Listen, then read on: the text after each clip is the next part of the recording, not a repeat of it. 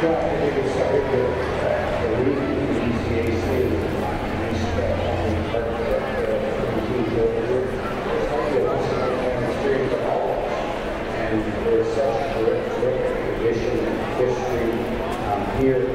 Ireland and Northern Ireland in particular, we want to soak it all in and still be prepared. Hey everybody, welcome to the 41st annual Big Red Freakout here at the Houston Fieldhouse. It's the RPI Engineers taking on the Colgate Raiders. Perry Lascaris and Teo Camadilla here as we bring you this one. Should be a fun one, Teo, and Engineers closing on the season. It's also senior night. Plenty to be excited about here for what promises to be a sold-out crowd. Yeah, that's absolutely right, Perry. Biggest night of the year here in the Fieldhouse. Obviously, we should get a pretty good crowd behind us, and like you said, senior night, so it's going to be a big last game in this barn for the Engineers. Engineers looking to avenge a 3-0 loss against the Raiders earlier this year in Hamilton. There was an empty net goal involved there. Engineers felt they played well in that game, so it'll be interesting to see how they're able to play against Colton Poit. He played a strong goaltender. He's picked up one of his, I believe, 6 shutouts on the year point, and solid goalie again tonight. He'll be between the pipes for Colgate. Weren't able to get one past him last time. What do you have to do against a big goalie like Colton Poit? Big goalie, definitely a lot of shots on net, wear him out, keep those pucks low, get him moving side to side, try to go up top. But they weren't quite able to get one past him last time out. But here, maybe in front of the home crowd, they can give some energy. And Engineers played well last night. Weren't able to pick up the win against Cornell, but the number 2 team in the country, who they were able to beat earlier this year. So looking to kind of pick up where they left off at the end of last weekend when they fell to Quinnipiac 4-1. They played pretty well in that game too. It's a young RPI team, still trying to figure some things out under first-year head coach Dave Smith. But Smith, it is first Freakout. I talked to him earlier today. Very excited to be playing here. We had the alumni game earlier this afternoon. A lot of those alums are here cheering on the Engineers. So it's a big night. It always is. The Freakout brings a lot of folks from out in the community as well out to the Houston Fieldhouse for an exciting game. Yeah, that's absolutely right, Perry. Like you said, the biggest night of the year, and a good chance to play a good Colgate team that they could see next weekend in the first playoff round. Right, the way things could turn out, the Engineers could play Colgate, Quinnipiac, Princeton, or Yale. So those are all possibilities with one game to play. It's wild how things are still up in the air as far as the postseason is concerned. But the Engineers, we do know, will be the 11th seed. They will be on the road. It's just a matter of who they will play next week. That'll all get solved tonight, some way or another. We hope to be able to bring that all to you as we get to this one. But fans still filing in to the Fieldhouse now. We're going to take a look at some highlights from last night's game. RPI taking on Cornell here at the Fieldhouse. Number 2 team in the country, the Big Red, came back and avenged a 2-1 loss to the Engineers earlier this year. Battling for it behind the RPI goal. Prapavesis does a nice job to find Emil Orval. Touch pass for Hayhurst. Hayhurst wants to fly. He's cut off nicely momentarily by Green. Now a centering pass looking for Burgess. Picked up Prapavesis. Lifted up over the top and might have caught Galita's mask on the way through. Puck goes spinning back towards Smith. He scores off the post and in. Brendan Smith ripped it. And it's played ahead for Burgess. Cross ice feed finds Hayhurst. Hayhurst walking in. He scores! Jacob Hayhurst had plenty of room in the far circle. But it was enough at the time. Here's Caldas walking in. Centering pass right on in front. They score. It's Angelo. And he buries it. No doubter there. As Caldas makes a move all the way in. Caldas around the net looking for the wraparound. Right pass save made by Marshall. He's on ice. Now walking out in front, and there's a goal. Heiskanen and makes it 4-1. He just drops it off.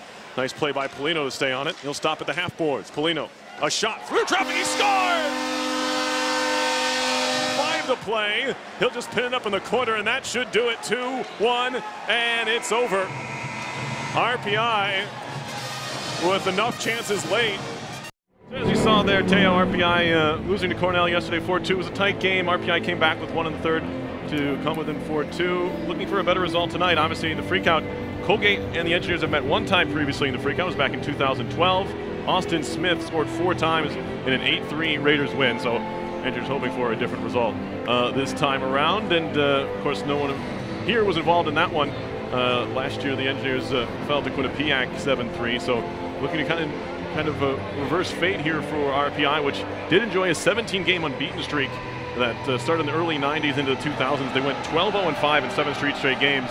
That's what the kind of lore, I guess, of the streak, and the Freakout kind of took on a whole new personality. But RPI looking to start a new streak here tonight against the Colgate Raiders, and it's RPI at 5-24-4 overall, and the Raiders at 13-14-6.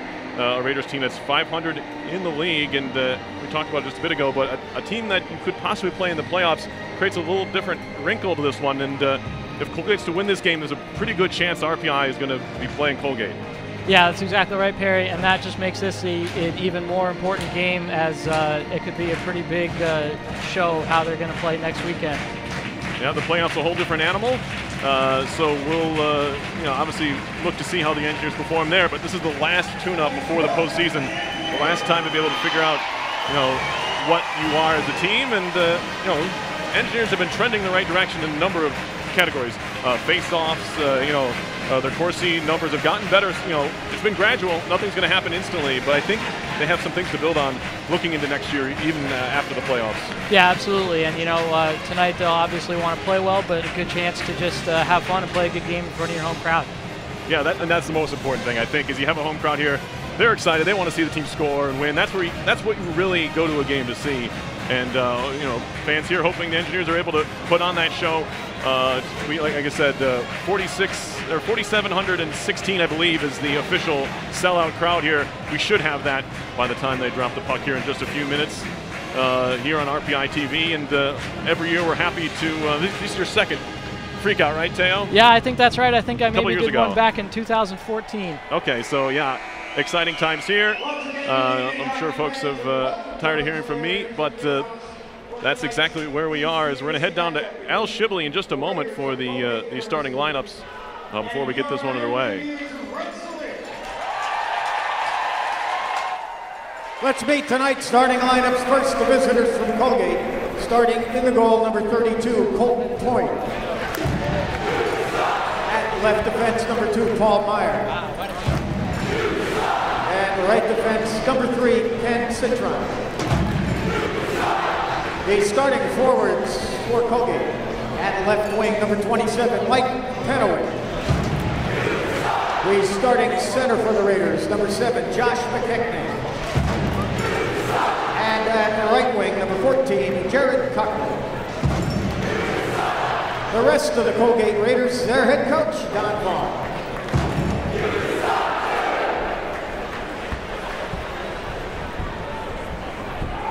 And now let's meet the starting lineup for the Engineers of RPI.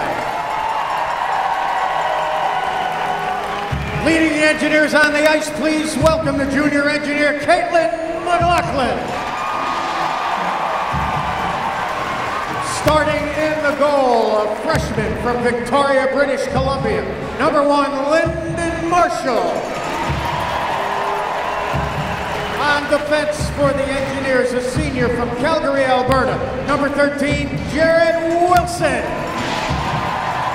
Also on defense, a senior from Oakville, Ontario, number 19, Mike Trapavesis. The starting forwards for the Engineers, he's a senior from Stockholm, Sweden, number 12, Victor Liljegren. At center, a sophomore from Mississauga, Ontario, number 16, Jacob Hayhurst. And at right wing, a sophomore from Phoenix, Arizona, number 17, Todd Burgess. The rest of the Engineers, their head coach is Dave Smith, their assistant coaches, Nolan Graham and Dan Hewitt. Now, ladies and gentlemen, to honor our two great countries and the men and women who serve and continue to serve them, we ask that you please rise and remove your hats for the performance of the national anthems of Canada and the United States of America by the RPI Pentathlon.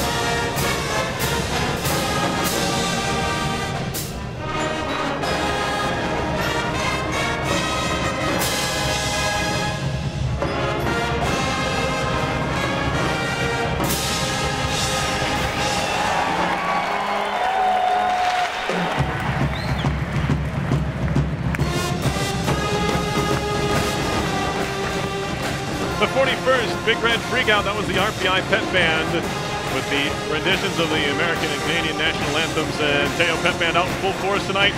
Hope we get the fans pumped up. Gotta get pumped up. It's the Freakout, the final regular season home game here this year. Also senior night for the RPI's 3 senior captains, Jared Wilson, Mike Kraftmess, Victor Lildgren. Glad to see Vic back in the lineup. He was knocked out a couple weekends ago here at home. He's playing through an injury, I'm sure, but I'm sure he wanted to get out there for senior night. So that's awesome to see. Yeah, definitely. It'll be interesting to see how much Coach Smith decides to use him today. Obviously, he wants to be on the ice for senior night, taking the opening face-off like you mentioned. So picked up a pretty bad bump against Dartmouth a couple weeks ago. We'll see how he does. Other storyline to follow here, in a little of a somber one. Matt Harris's father, Steve, passed away last week, a sports writer for the Boston Herald for the Boston Bruins, and this is Matt Harris's first game back after his father passed away. So obviously, our thoughts are with his family, and it'll be great great to see him get back on the ice. I'm sure where his dad would like to see him. Yeah, absolutely, Perry. Exciting times here. We're ready to drop the puck. RPI and Colgate from the Houston Fieldhouse. 5-24-4 RPI, 4-14-2 ECAC hockey play, 13-14-6 all the Raiders, 9-9-3, and it's Colgate who wins the opening draw.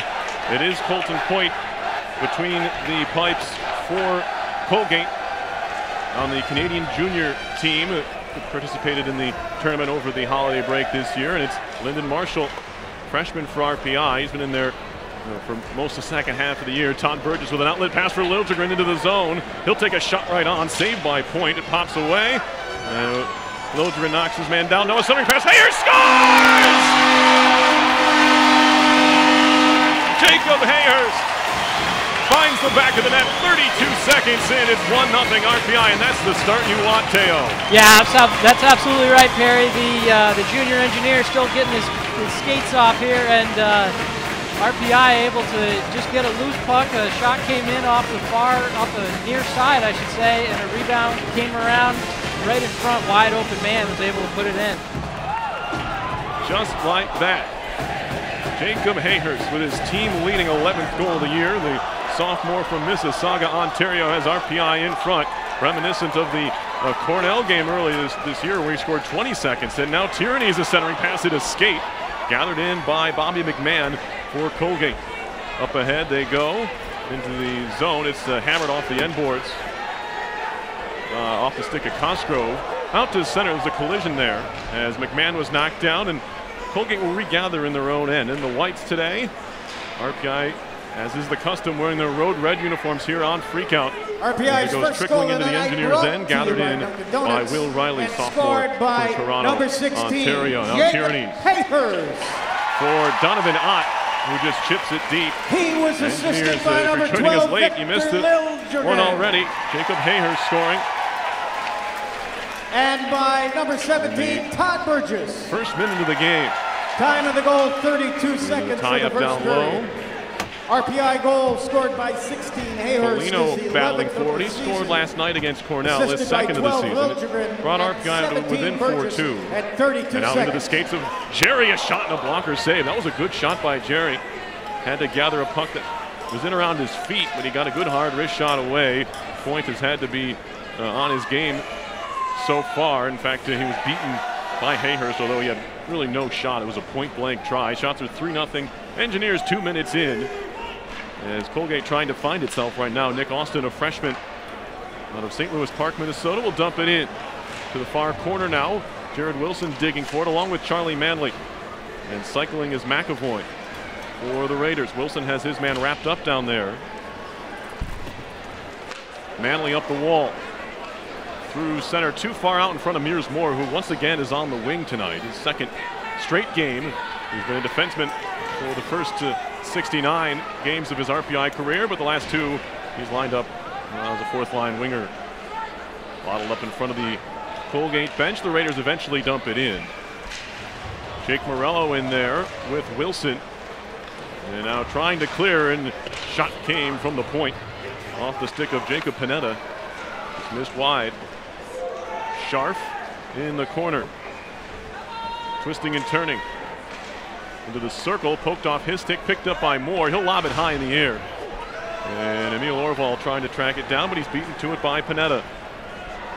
Back come the Raiders. Good look ahead pass. The shot was blocked away by Prapavessis. He's the best at doing that for the Engineers, blocking shots, and he got in front of that one in a good time, denying a shooting opportunity.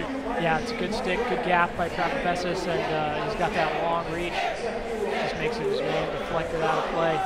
So we're going to get a quick look at the Hayhurst goal. A nice quick snapshot one time right over the glove. So great little opportunity, and obviously a hot start for the Engineers. Face off here. Prapavessis found himself in an advanced position in the circle. He'll actually just go back behind the goal for Riley. And now Prapavessis once more. Senior captain will be honored after tonight's game out of Oakville, Ontario, former Toronto Patriot. He has his hand up. He thought that the winger there, Cockrell, was offside, but we play on. Here's Prapavessis once more. Leads the team with 17 assists. Good outlet pass for Polino. Polino trying to make a move, feeding it ahead for Jerry, but it's stolen away. Nick Austin again, throwing it near side. Big hit there by Polino. Puck out to center ice, carried on by Panwick. He scored against the Engineers last time out. There's an easy shot to save there. Came off the stick of McKechnie, the freshman from Calgary, and gives Marshall a chance to see a puck. Not a dangerous one on goal. Yeah, that's right. Almost 4 minutes into the game, and the first one that actually touched Marshall, so pretty harmless. Obviously, Engineers protecting the slot there, protecting the house. So. Colgate winning the previous meeting this year, 3-0 in Hamilton. That game coming back on February 2nd. As Whiffen will carry ahead. Looks to move it deep. Citron there. Roughing him up, now Tyrannies. Indirect to the point. Wilson a drive, that hit bodies in front, turning and shooting Whiffen! And that one might have caught a body as well. There's plenty of traffic in front. Now Wilson again, flipping it into the middle of the ice. Donovan, Ott, battles for it there. Now Tyrannies will just play it back as it came out to center ice.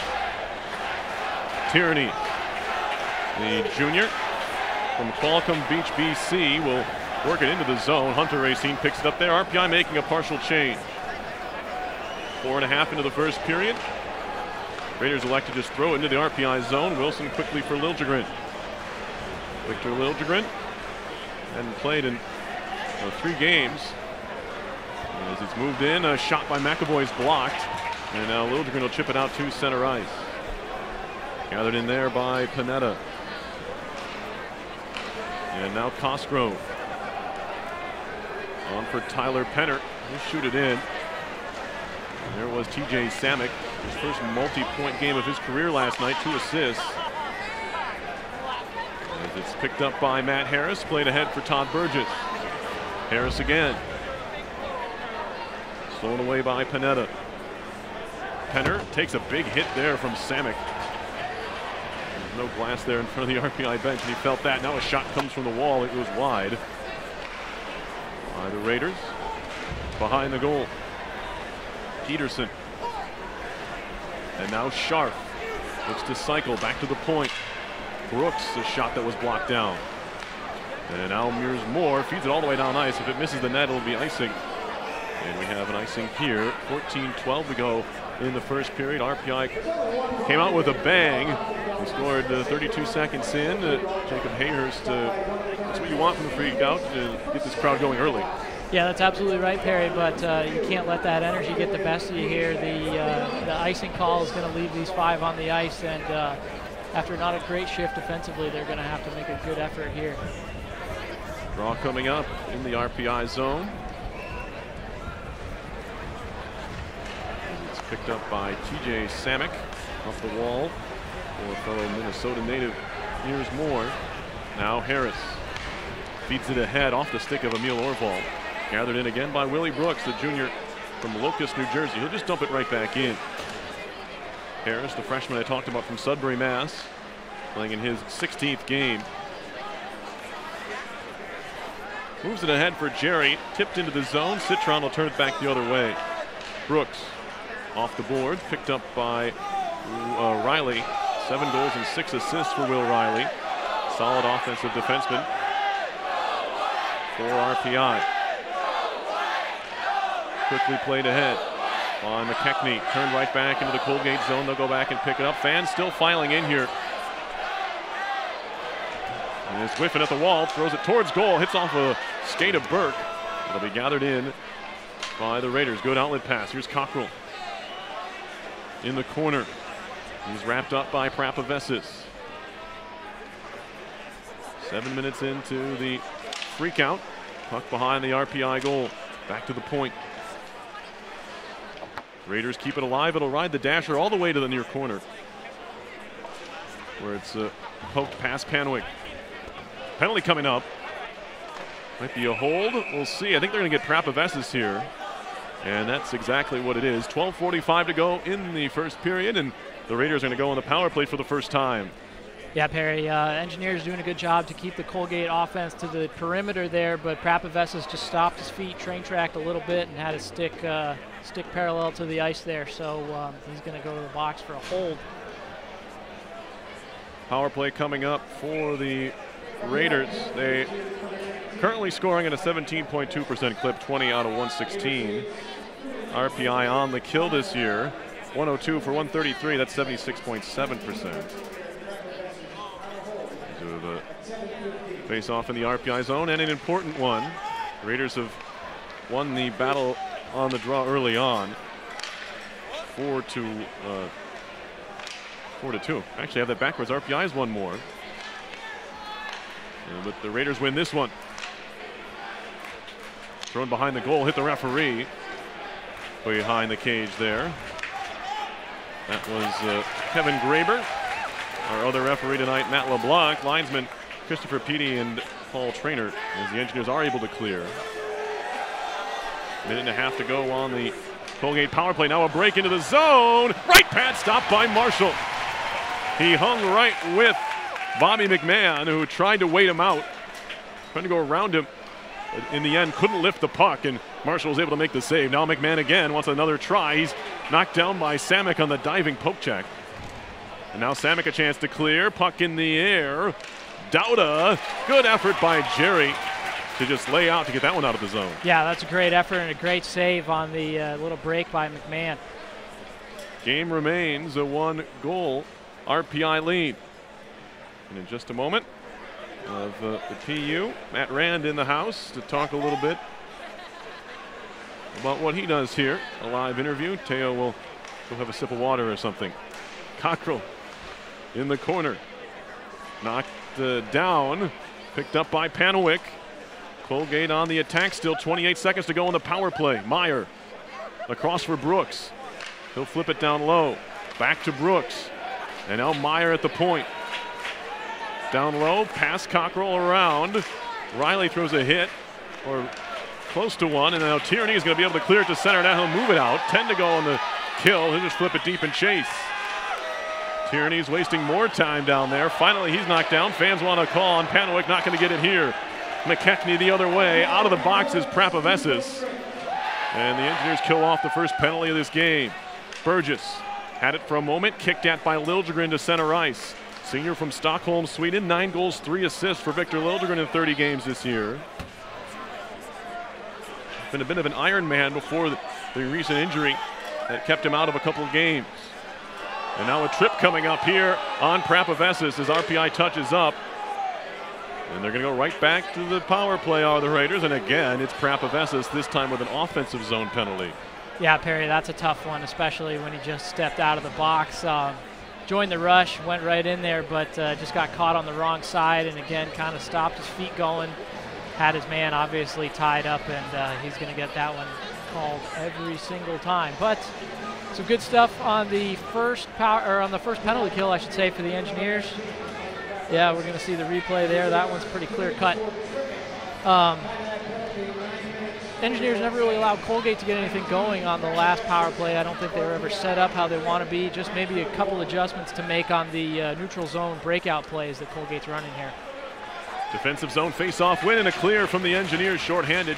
Charlie Manley doing the job. Sophomore from Orchard Park, New York, playing in his 19th game. Former Estevan Bruin. Nice play at the blue line by Morello. A sophomore from Slingerland, and he fires it all the way down the ice. Again, Colgate restarts. Cosgrove met by Jerry at the blue line, gets it deep. Samek back there. He's pinned up. Picked up by Cosgrove. Cycling. They play catch in the corner. That's Racine. Back to the point. Cosgrove now. On for McMahon. A shot off the base of the net. Pops to the corner. And finds its way back to the point. Austin now. Trying to work around Tyrannies. He's turned back by Riley. Tyranny shatters his stick. And it's an extra advantage here for Colgate here on the power play. Minute to go on the man advantage. Engineers in need of a whistle. Tyrannies with no twig. McMahon a shot through traffic. It was blocked by Samick. Now Austin in the corner. Trying times for this RPI penalty kill right now. There's pieces of Tyranny's stick strewn about the circle. Now a chance for Jerry to clear it. Catches a piece of that stick, but it got enough on it to clear it out. And RPI can breathe the sigh of relief as they get 4 sticked players on the ice now. 30 seconds to go on the Prapaves's penalty, his second of the period. RPI holding on to that 1-0 lead. Meyer. Stick handling into the zone. Poked at by Morello. Hit by Manley. Wraps around for Panowick. Try to play it back to the point. Well read and cleared there by Whiffen. And now it's thrown on goal. Point will elect to just hand it off there. And now Brooks behind the net. Penalty about to expire. As Engineers 2 for 2 on the kill. Burgess pokes it away from Cockrell. Liljegren into the zone now. He'll flip it wide, a goal. Hayhurst to the point. Manley. Good puck movement by RPI. Wilson throws it towards the net. That one goes wide. He was looking for a redirect, maybe from Burgess. But now out to center comes McKechnie. Good back check by Hayhurst to win the puck back for the Engineers. And it's corralled by Liljegren. He'll skate it ahead, as he's done so many times here at the Houston Fieldhouse. Now for the final time, dumped into the corner. Gathered in by Jeanson. He's roughed up by Burgess, and he loses the puck. It's gathered in by Harris. Down the middle for Jerry. Billy Jerry, a wrist shot. That was blocked by Cosgrove. Out of his net to grab it is the goaltender Point. And we get a stoppage in play. Now we get a chance to introduce Matt Rand in just a moment, as he'll be joining me here in the booth. And if we do a little quick switcheroo. Matt Rand, the PU, president of the union. President of the union. And Matt's here. Matt Rand, there he is. How's it going? Hey, Barry, how's it going? Good to see you. Fantastic. We have a bit of time here before we have to flip back around, but I do have to ask you, a lot of people don't know, what does the PU do? Okay. So I'll say that the PU is in charge of making sure that the union pretty much stays open every day, and that all of our clubs and organizations get the money that they need to make sure that they can operate and do all the great things they do to benefit the RPI community. So what are some things that you've done here as the president of the union, maybe a short time so far? Sure. One of the biggest things I think that my board was able to do was open a lounge for our student veterans on campus, which gives them a space to kind of congregate and program out of, which was huge for them. That's great. So, you know, you guys, you do a great job. I know people don't necessarily know what you guys are doing. So it's cool that you're able to come on and at least to explain some of that here. Yeah, thanks for having me, Perry. It's been my pleasure to come up here, and hopefully the fans at home got a little bit of a taste of what we do.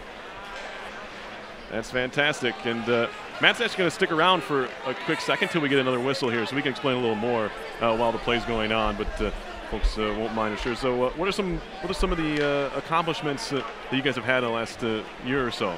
Sure. So I'll start off again by mentioning the Student Veterans Lounge. I know that was huge for the RPI community and all of our veterans on campus. It's great to be able to give back to those students for everything that they've done for our country and our campus. But more importantly, I think, is our ability to support our clubs and organizations. Last year, Perry, we had 19 sports teams make it to their national competition. All of those club sports teams are sponsored by the E-Board and the union. Well, I should say sponsored by the union, but those funds are managed by the E-Board. And I'm sure our color commentator tonight, Teo Camadilla, former ACHA club hockey player, can go on about what the union's done for that program. As a shot comes in from the point, Matt Rand here, the president of the RPI union, joining us for a couple minutes here as the Engineers hold on to a 1-0 lead. Mike Prapavessis now out of the box. We get a whistle here, and Matt, we're going to say goodbye, but thanks so much for stopping by. I know you're running around, a lot of people to meet, shake hands, and all that. So of course. Thanks, Barry. It's been a pleasure. Thank you very much. And thanks to all the fans watching from home. That was Matt ran the PU, and thanks so much for stopping by, Matt. And it's never an easy transition. As Lyndon Marshall might have lost an edge as he slipped into the post, but he has since found it. And Teo Camadillo is back. Teo, we're just talking to Matt about what the union's able to do, and I know you were a member of the club hockey team, the ACHA team, that went to nationals last year. Hope to do it again.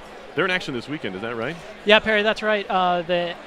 The Club Engineers, the ACHA team, taking on Conn College tonight at 9:20 down in Danbury, Connecticut. Win tonight and win tomorrow, and they'll get an opportunity to go to Columbus for the second year in a row, like you mentioned. That's fantastic. We have yeah, Perry, I believe a malfunction we're going to get a little bit of a longer stop here, as I'm not sure if a puck hit it or what, but what you saw flying into the back of the net was the left skate blade of Lyndon Marshall. So is that Dana? That's Dana out there. Yeah. So the equipment manager is going to take the ice, make some repairs here, and it looks like they're going to get the benefit of this stoppage because they're going to wait for him. Yeah, and if we would have seen that happen, I might have kept Matt around a little more. We kind of shoot him out the door, but now I know he had somewhere else to be later on. That's why we couldn't talk to him later in the broadcast. But I know we might be in for a little bit of a wait here. But as a player, when you have something maybe like a glass break or something where you use a little delay, what do you try to do? Try to get out and move around a little bit? What's kind of the thought process there, trying to stay loose? Well, I think with 6 minutes left in the period, obviously they're out here in front of a big crowd and came out to a hot start. So I think just an opportunity to maybe regroup, keep the focus. A lot of times when you have these breaks and the crowd's quiet, you can kind of get into a lull. So I think it's important that everybody just grab some water, stay focused on the hockey game, and don't get too bogged down from sitting on the bench watching Dana work. Dana doing great work there. I think he thinks he's hidden, but little does he know RPI TV has a camera on the catwalk. I think he thinks he's hiding behind the wall. But Dana does such a great job here. He's been here for so many years, former equipment manager with the Albany and New Jersey Devils. He has, I believe, both a Calder and a Stanley Cup ring with those two organizations. So definitely a veteran. He's always the first man to hand a new stick to someone who breaks one, and he treats his players very, very well. And including his goaltender there, he was able to. And Marshall came over for a pit stop, and he was able to fix him up as quick as possible and not lose too many laps, I think. Yeah, I don't know, Perry. They're still working. I think he thought he had it. They might have. He might have a set of those snap-in blades that I was not aware that they made those for goaltenders, but apparently they do. And Dana's trying his best to get another one snapped in.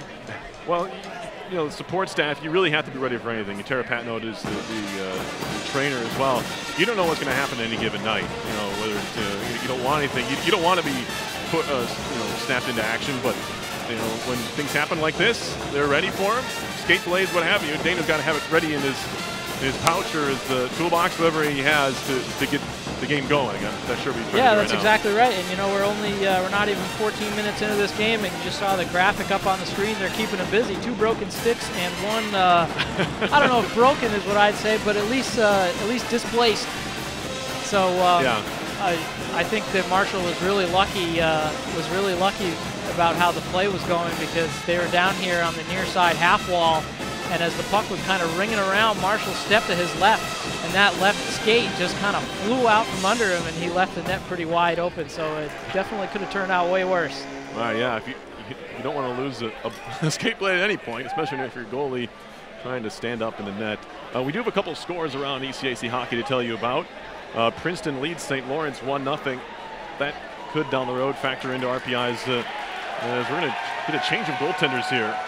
We might see a change back later, which would be an odd sight, but obviously an understandable one. Chase Perry is coming into play here at the Freakout. Yeah, Perry, so you can see his stats up on the screen. .897 save percentage on the season, so maybe not gone exactly how he wanted it to, but he'll get a chance to show something here today. And he called into action. Not only Dana, but now Chase Perry called into action. The backup tonight, but he has to come in and help keep Colgate at bay. Chipped in deep now. We're back to action. Donovan Ott on the carry. 3-point weekend last weekend against Princeton and Quinnipiac, including his first collegiate goal. As there's a Battle for the puck in the corner, stolen away by the Raiders. Scharf, although he's met quickly by Tierney, slapped to the circle. One time is fanned on the attempt there. And it's worked around to the near side where Wilson's wrapped up. Behind the goal, looking to center is Peterson. That was bottled up as well. Now Wilson will try the near side. Tierney is to center. Ott trying to move with it, knocked off his stick. Bouncing puck, got it in again by Scharf. Scharf moving in all by himself. His teammates change behind him. He'll just get it deep in the end. Picked up by Charlie Manley. Manley moves it ahead. 1 goal on the year for the sophomore defenseman. Now Citron for Colgate. Across for Meyer. Now shot in by Paul Meyer, sophomore from Edina, Minnesota. Former Alberni Valley Bulldogs, same junior team as Evan Tierney's. And now in the corner, it's McMahon. McMahon trying to walk off the wall. Swatted away by Burke, ahead for Polino. Patrick Polino, 2 goals and 9 assists on the year. Burke misses a hit behind the goal. Jerry battling for it. Citron will wrap it around for Meyer. Under 5 to go in the first period. 1-0 RPI. We've had a rather long delay to try and fix Lyndon Marshall's skate. Unsuccessful. So we have Chase Perry in the game for RPI. Burke waiting for it there. Pops right back to Prapavesis. Now he'll stick handle through center. Tipped in deep there by Jerry. RPI will change all 5. Panewick leaves it for Austin. Working it up the wall. Cockrell stolen away by Orval. Hammers one wide, and now Orval again. Emil Orval, the younger brother of Jesper. Jesper not in the lineup again tonight. Emil, the freshman, is. Kostrov takes a huge hit there from Moore at center ice. Moore picks it up, tries to hand it off. It's stolen away by McKechnie. McKechnie into the zone. Flips it on goal, and Perry has to snap into action to make a save. And he holds on there. Mears Moore, defenseman, you get a little more free reign to throw your body around as a forward. And he saw it right there. Mears Moore threw all of his body into his man there. Yeah, that's right. He had Cockrell lined up. He kind of, this Colgate team likes to skate pretty hard up that right wing, and Cockrell just tried to make that little step to the middle, and Mears Moore said it was not going to happen. Not right now. Face-off coming up in the RPI end. Chase Perry getting a touch of the puck there. As Lyndon Marshall back to the dressing room to maybe fix up that skate further. Tie up at the point. Liljegren works it out to center. Poked at, and now picked up. Liljegren walking in. One time left pad stopped by Point. What a save on Burgess, as this should have been 2-0. Now back come the Raiders. McAvoy centering. It's tipped away. Gathered up by Hayhurst. He wants to go the other way. It's a track meet here. Into the zone. Hayhurst pulls it back, takes a shot. That one's blocked. As Citron got in the way. Now Penner stops at the half wall. He'll filter it further for Citron. His shot was blocked by the skate of Riley. And now thrown high off the glass to center by the Engineers. Back and forth action there, Teo. And we see why Colton Point plays for that junior club with that sticking that long left pad out there to make a point-blank save. Yeah, Perry, that was a great stop. Good rush from the Engineers. Good job by Liljegren to make that pass across, but he had that covered the whole time. He's in a right spot in his net and made a good left pad save. Had to see Burgess entering the zone. In your goal like that, you have to be aware of where the passes could come from in Liljegren. I don't think the Engineers could have worked it any better, but just even better stop by Point. Yeah, that's absolutely right. And, like you say, he's obviously got an eye on his man, but Liljegren, he kind of, as he made the chip, he really worked himself into the corner. So you can see on the replay there, he's making that pass from about 6 inches above the goal line. So not really a threat to shoot, I guess. So pretty obvious slide, make the save. Yeah, if you're goalie too, at that point you cheat a little bit. You can see how big from the goal cam, how big Colton Point is. He takes up a lot of the net anyway when he's just sitting there. No, big time save, keeps this 1-0. Austin up the wall now. To center. And now into the RPI zone. Jerry throws it off the glass, but is kept in. No. Offside, says Christopher Pitty. And we get a stoppage in play. 2:29 left first period. A good starter for the Engineers. You have a 1-0 lead. Trying to build on that now. Yeah, that's exactly right. And that, like they've got the big opportunity down there, made a good save. They've had a few good hits, so definitely good energy here. And they haven't had to play too much hard defense here. They're doing a good job keeping Colgate to the outside. Puck flipped into the Colgate zone. We have a couple of special guests on our second intermission. RPI Athletic Director Lee McElroy and Dr. Shirley Ann Jackson.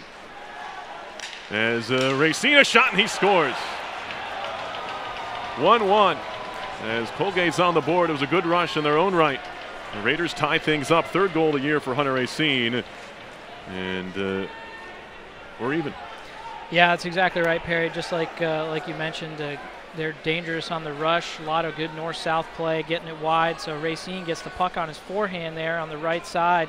And I think it may have just gone up off of Wilson's stick, and that's right over the left shoulder of Perry. Hits the underside of the crossbar and in. So just a good rush from Colgate, but just a bad break. Wilson had his stick out, maybe not the gap he wanted. 1-1 game. Right after RPI nearly made it 2.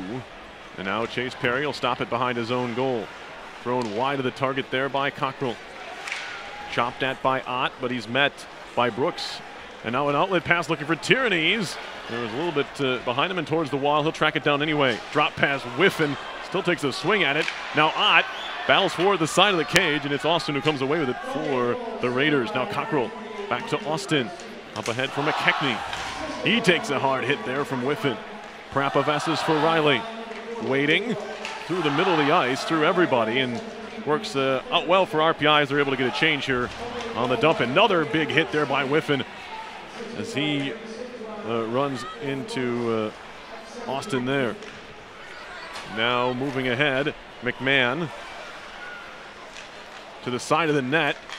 Morello, he helps it into the corner. Kicked at by Dauda. Forced ahead by Jake Morello. His cross-ice feed is picked up by Wilson. Moved into the Colgate end. Turned around and flipped to center by Cosgrove. Prapavessis down the middle of the ice, gathered in by Emil Orval. He'll turn it into the zone. Hand it off for Moore. His pass knocked the stick out of Marshall's hand. That being Colgate's Marshall. Henry. And now picked up by Panetta for the Raiders. 38 seconds to go in the period. Panetta stick handling, took his eye off the puck, but in the end does work it ahead, where it's flipped into the offensive zone by Marshall. Prapavessis for the Engineers. 26 to play in the first period, 1-1 game. Samick lost control of it. Prapavessis comes to help out and just works it out to center. Gathered in again by the Raiders. Meyer for Citron. Meyer again, he fans on a pass. Mears Moore trying to pick it away. Now a man breaking. Samick got a piece of it. Behind the legs, pass. Peterson walking and diving. Poke check there as Perry sprawls out to break up the chance. And now looking ahead as the horn sounds to end the period. We had some back and forth there, Teo. Exciting times. RPI scored first. Colgate answers late in the period. We're 1-1 after one, and about what you expect from a Big Red Freakout game. Plenty of energy, and when you get that early goal, Teo, it's exciting. You get the fans into things. Colgate with a good bounce back, and it's a fun game to watch, and we have 2 more periods, hopefully more of the same from both of these teams. Yeah, absolutely. A lot of energy, obviously. The hot start, the best possible, and just a couple penalties there. They need to neaten up, but besides that, pretty good period. Fluke accident on that goal. Nothing you can really do about it, especially with Perry coming in fresh from the bench. But an exciting period of hockey, definitely. I'm looking forward to the rest of it. Yeah, we'll see whether Lyndon Marshall can make his way back onto the ice. We saw his skate go flying off, or the blade of his skate go flying off. Odd things seem to happen, and Chase Perry, you're thrown into a situation like that, it's tough, and when a guy goes bar down, not a whole lot you can do as a goaltender, but he was pretty good, especially at the end of that period, to break things up on a kind of a partial break there. Yeah, definitely, and it's just exciting stuff, a lot of back and forth, something you've never seen before. I've never seen that before in a hockey game, so first times for everything. Well, we have a couple of special guests, as I mentioned, coming up during our first intermission. Dr. Shirley Ann Jackson and the RPI Athletic Director, Lee McElroy, will be joining me here in the press box at the Houston Fieldhouse. Your score after 1 period of play, it's RPI 1 and Colgate 1. You're watching RPI Hockey and the 41st Big Red Freakout on RPI TV. defeated the red team by a score of 9-6 here at Houston Fieldhouse.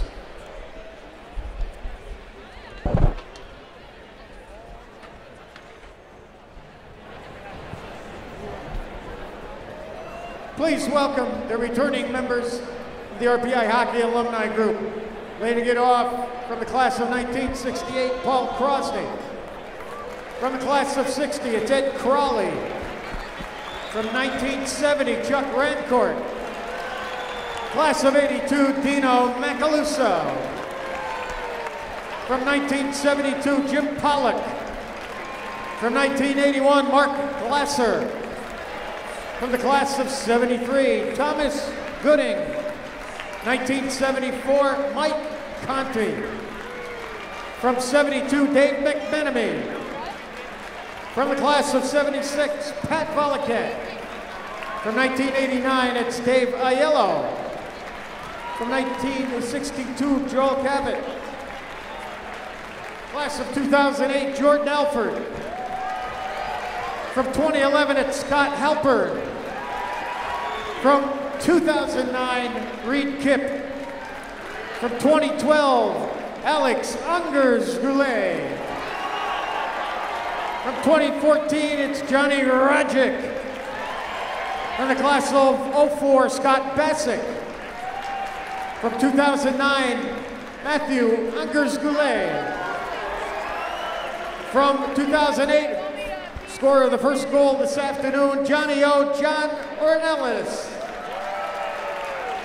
From 2015, Mark McGowan. From 2008, it's Will Newbert. From 2013, C.J. Lee. From 2013, Greg Bergdorfer. From 2007, Orrin Eisenman. 2007, Jake Luthi. From the class of 2000, Scott Prakaski. From 2016, it's Sam Goodman. From 2016, Craig Okenfor. 2015, Scott Diebold. 2016, Phil Hampton. From 2016, Mark Miller. Also from the class of 16, Chris Bradley. And from the class of 1962, Dan Hirschberg. Let's have a great round of applause for your returning RPI hockey alum.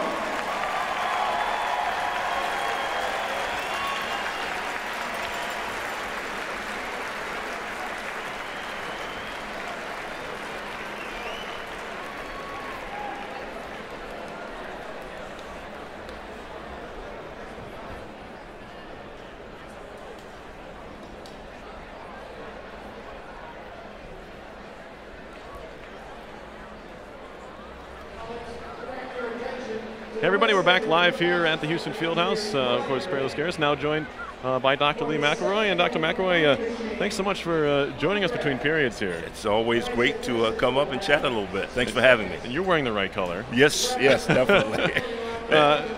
Lee, for you, this is obviously your third Freakout here now. Right. What have you seen throughout these 3 seasons now, and these Freakouts, I guess, just the excitement, and did anything else new stand out to you after witnessing these? Well, yeah, 3 things. So first of all is the passion of the alumni. You just saw that exhibited by some of our former student athletes, and the enthusiasm of the current student population. We have a lot of students here tonight, and then the overall appreciation for the RPI hockey tradition. I mean, it's just phenomenal, and it's rare that you see it in college athletics nowadays, so it's a really special type of event. And what, I know obviously ECAV was 2009, what has what have you guys been trying to do to, I guess, expand that? Obviously the baseball stadium was a big addition. Right. The baseball field, the turf, has been huge for them. For the first time ever, they've been outside, before they go down to Virginia to play. Right. Well, Dr. Jackson's going to talk about the campaign. Okay. The campaign really encompasses building out the campus, and so with that, there are certain parts which obviously would be an extension of ECAV.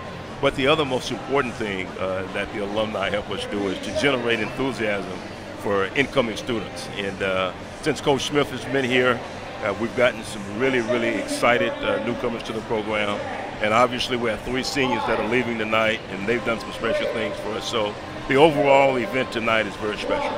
Lee, I know you work closely with the Student Athlete Advisor Committee, SAC, and they do a lot of stuff with kids. They do a lot of events and Special Olympics. But I think people may not know exactly what goes on. Can you kind of touch on some of the things that this year you guys are trying to do more of? Well, you know, they're fabulous, and as you say, I work very closely with them. You mentioned Special Olympics, but all of our 23 teams have been involved in some form of community outreach. From public schools to going to food kitchens to being involved with tutoring for the Boys and Girls Club. I could go on, and they do this in addition to their sport, in addition to their academics, and they really made some significant contributions to the Troy community. So SAC is a very special group. As you know, they are represented by each team. They really do some wonderful things to make the community better and also makes them better people. And I know STEM is a big part of that. I'm going to ask Dr. Jackson about this too, but the Thanksgiving trip the team made to Ireland was huge. And I know this team, you got a little bit closer with some of the players and the coaching staff back in November. Looking back at that now, you know, how did that benefit? Well, we have, as part of our university priorities, we talk about a global view, and you happen to be on that trip with us. And you spend a week with a large group of people traveling halfway around the world. You learn a lot about them. And first of all, we didn't win one of the 2 games, but we played well. But more importantly, we really represented the university well, and we engaged the Ireland community and the young people. And I've interviewed all of our young people that were on the trip. They said it's one of the most important things that have occurred in their careers. And I know folks later on the broadcast are going to get a chance to see the production that RPI TV put together. Very well done, but it illustrates, you know, the kids went the players all went to a school and you know, taught some skills to some of the kids, and then all those kids came out to that first game and they had their RPI red banners they were waving. I thought that was the most exciting thing for me, is these kids who, you know, you don't know who RPI is a week ago, and now you're coming out and having a chance to support a team. I think that was the most fun for me to see. Well, it is, Perry, and as I said to most of our athletes, it's a life-changing event, and we're proud to be a part of it. Going over with Clarkson and being involved with Providence and also Maine was also very special. And as you know, we all celebrated Thanksgiving together. So really, really something that the student athletes benefited from, as well as the entire university. Yeah, it certainly was. I can personally, speaking from experience, agree with you there, Lee. We're gonna say goodbye, Lee. Thanks so much for coming on. Okay. We'll have Dr. Jackson in just a minute. Okay. And we'll be back more with here at the 41st Big Red Freakout. You're watching RPI Hockey and RPI TV.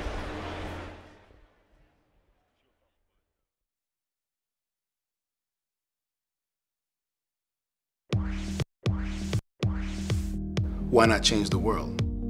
Respond to a society and its needs, and Rensselaer has that commitment. We do research not because it's easy to do. Use the combination of science and engineering to address some of the important problems in healthcare and in environment. Data science and data analytics, high-performance computing, and the very technologies that connect us. You can change the world. Like you are at Rensselaer. That's what you're here to do.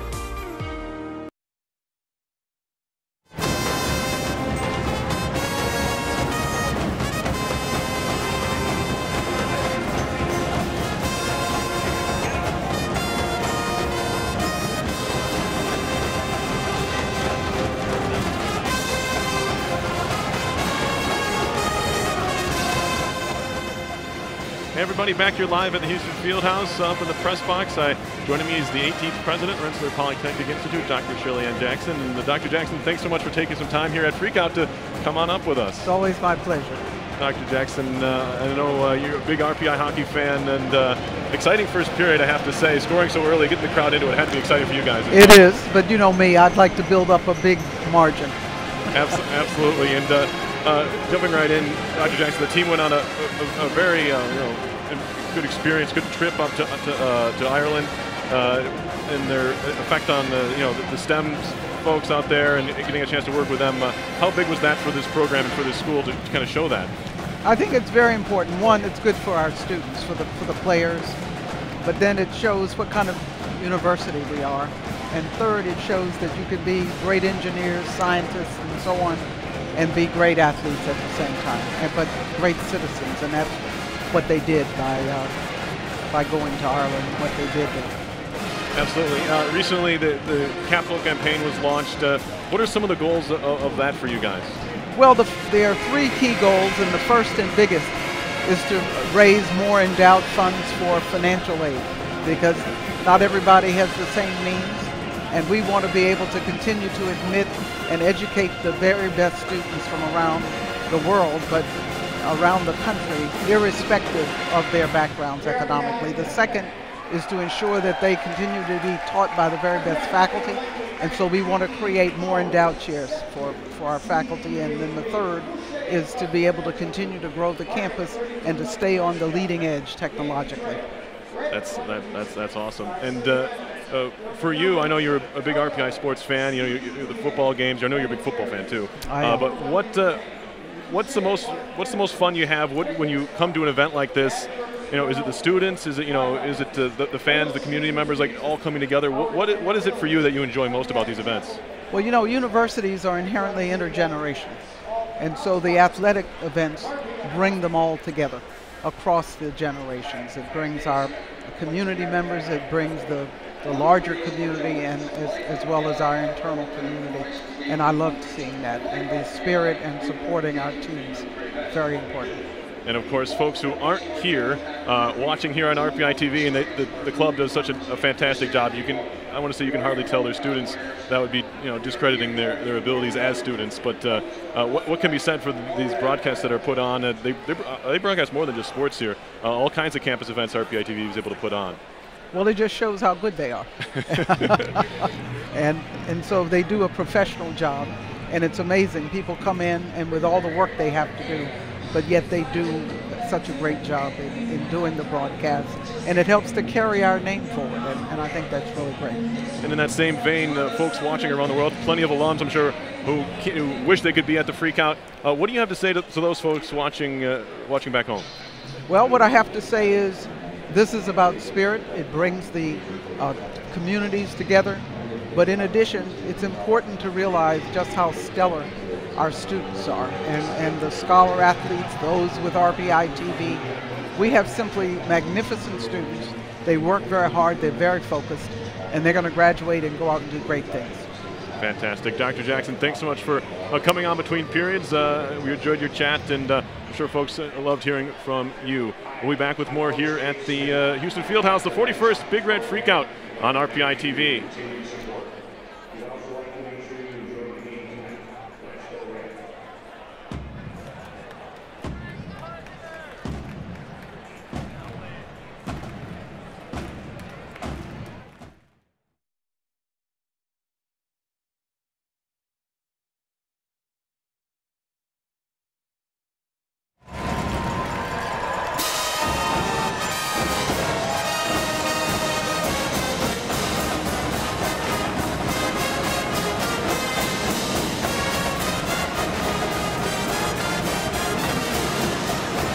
Hi, I'm Richard. I'm Andrew. I'm Andrew. I'm here. I'm Jason.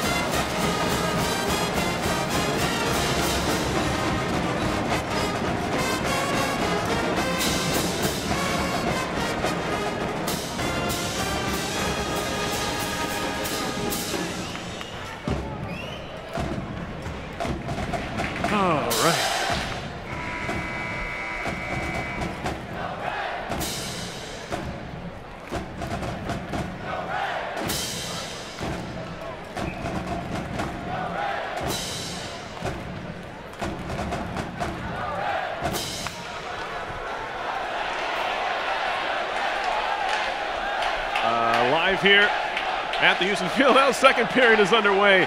Why not play a second? And the Engineers have, I believe, either iced it or we have an offside. Perry Lascaris, Teo Camadilla. Want to thank our guests in that first intermission, Dr.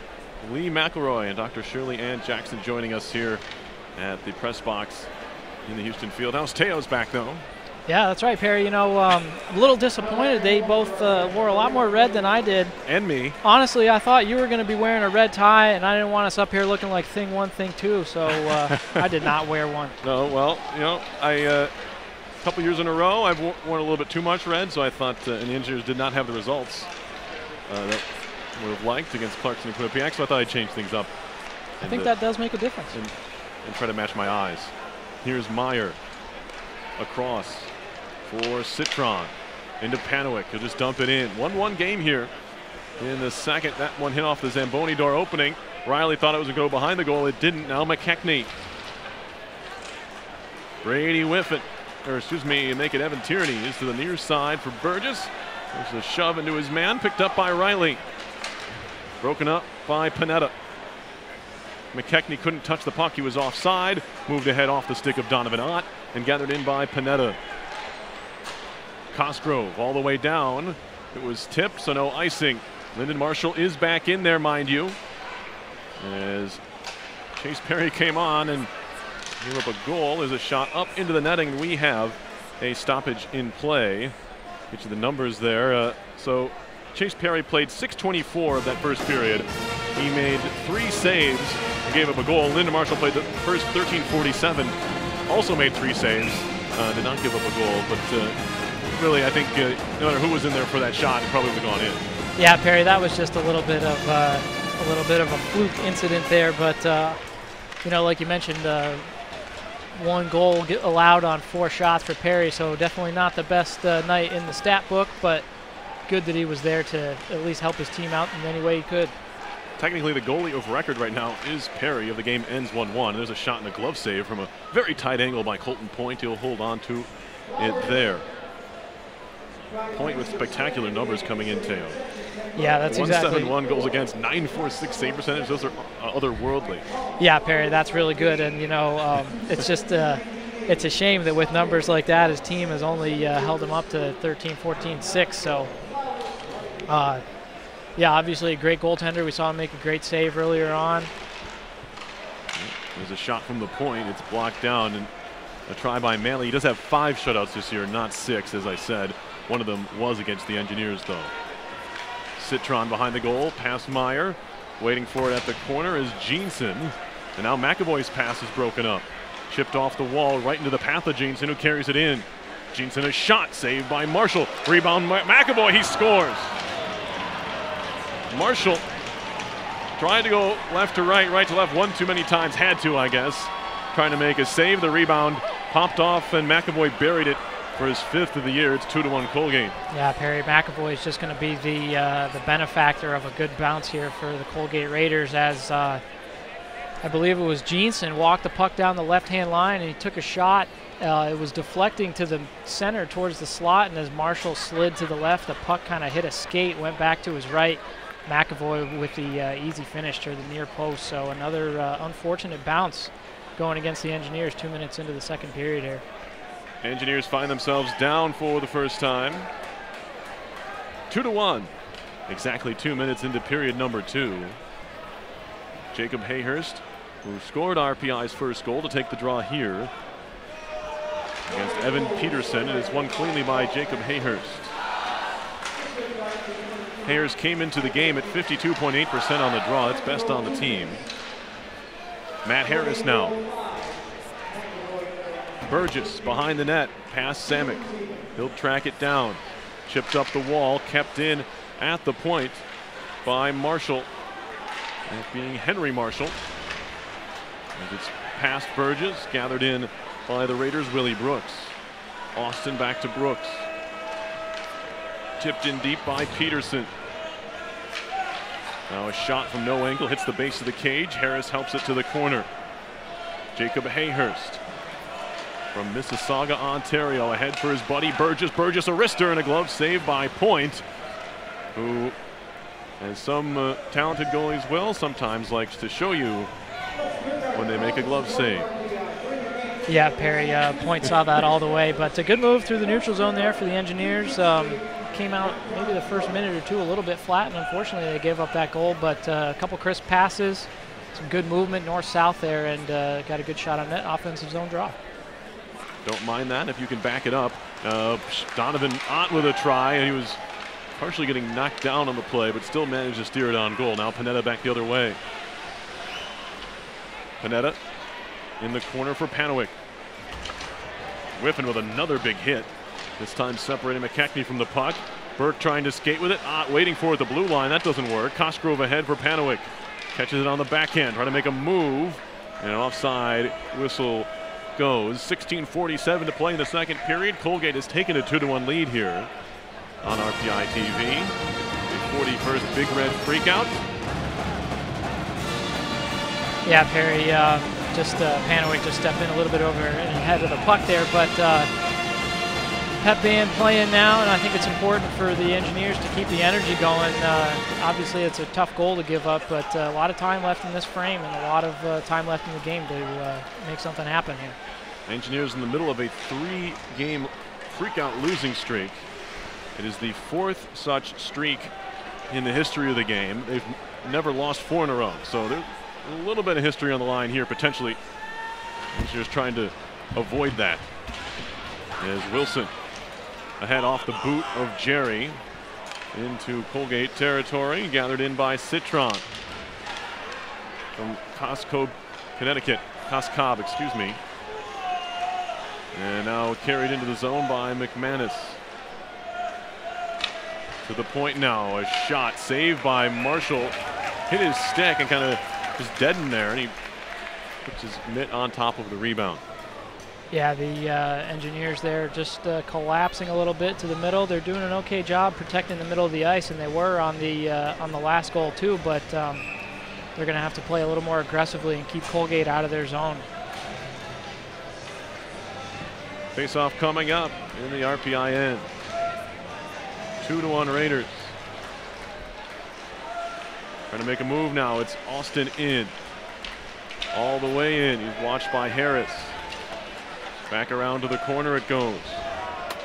Past Jeanson. Puck pops high in the air. Jake Morello back to get it. And we get a whistle here. And are we get matching penalties here? Yeah, I think Samick and Jeanson are both going to go, Perry. Just a couple too many shoves down here on the near side half wall just to Lyndon Marshall's right. So I'm sure they'll both go for roughing, and we'll play some 5-on-5 here.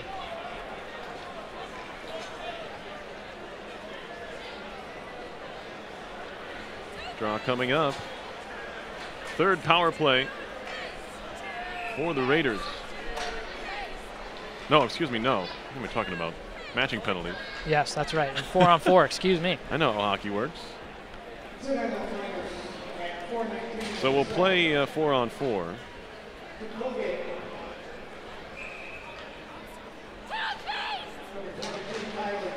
Face off one back for the Raiders, but it's out of the zone.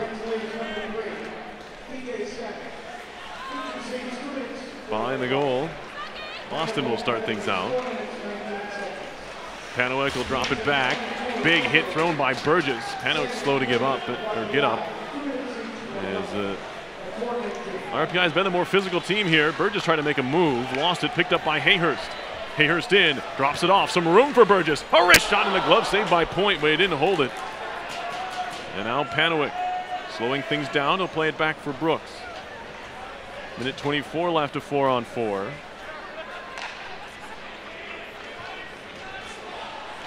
And he's moved into the zone. Prapavesis.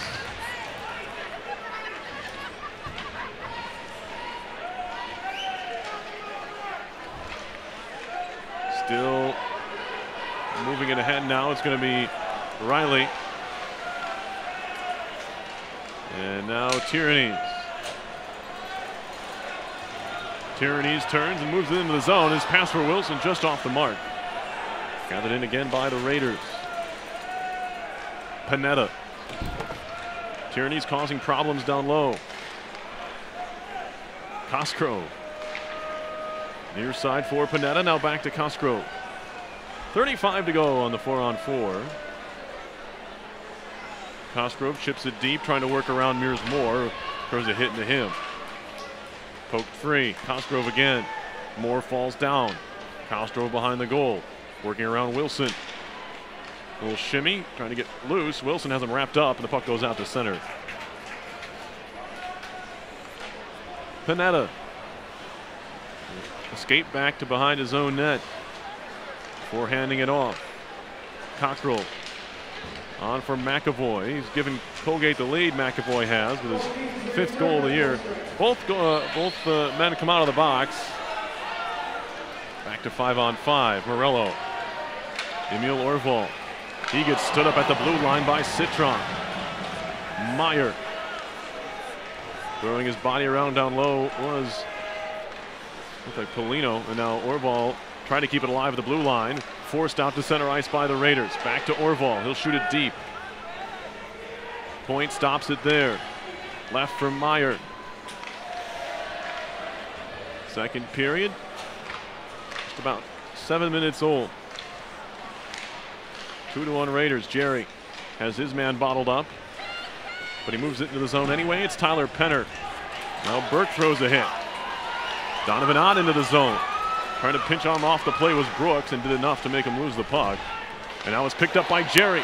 Trying to stick handle, lost it. Now chipped high off the boards and out to center.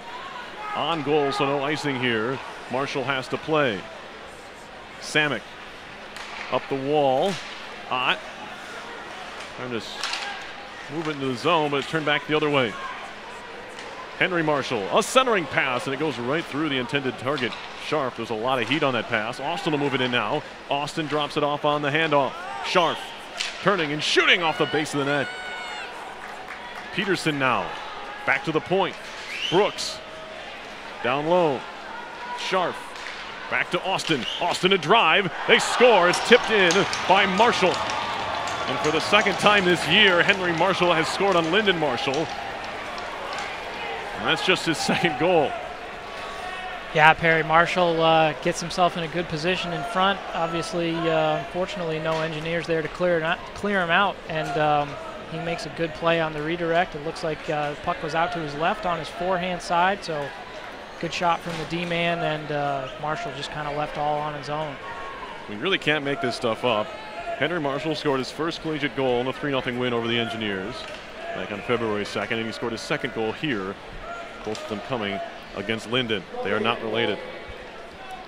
Some pretty good sabermetrics for you there, Perry. I guess that's what we can call it. 3-1 Raiders, 12:01 to play in the second. Puck chipped off the glass to McMahon, and now Hayhurst. Moved along by Moore. Panetta and Burgess go into it. Centering pass. Hayhurst turns and shoots. Left pad stopped by Point. What a stop that was. Colton Point with 2 beautiful leg saves in this game. And if not for them, we'd be tied. Yeah, that was a good left pad save there, Perry. Good press from the Engineers. You know, I think we've seen in the first half of this second period that both teams are really content to just kind of sit in the 1-2-2 forecheck and let the other team break out at them. But Engineers press there up front, cause a turnover, and a pretty good opportunity there. Good save from Colton Point. This one will leave the zone. The Engineers win the draw. Shot back in by Wilson. Citron. Wrapping around to the near side. Panowick. Good pinch by Wilson. Cycling for Moore. Moore goes down with Meyer. So does Whiffen. And coming away with the puck is Citron.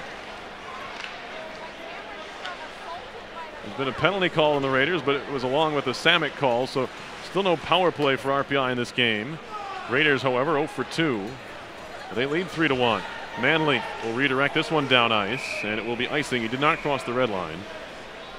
So this group that had been out there for a substantial amount of time will have to head back out. With 10:58, we'll have a draw coming up in the RPI end. Yeah, Perry just didn't quite make the red on that redirect on the right in front of the RPI bench here. So with 58 seconds until the quick middle of the period break, this will be a big time opportunity for the Engineers to show what they're made of. Some tired guys on the ice. Puck in the Colgate end, it's Austin. Outlet for Penner. He takes a shot, blocker save made by Lyndon Marshall. Now a shot wide from Brooks. Austin at the half wall, pinching in, kept alive there for a moment by Jeanson, and now a chance maybe for a 2-on-1. Polino stick handling, has a man with him, it's Orval. He takes a shot that's high and wide. It'll leave the zone on its own. Jeanson fumbles the puck and gives it away, but Orval was headed the other way, just selects to just dump it in.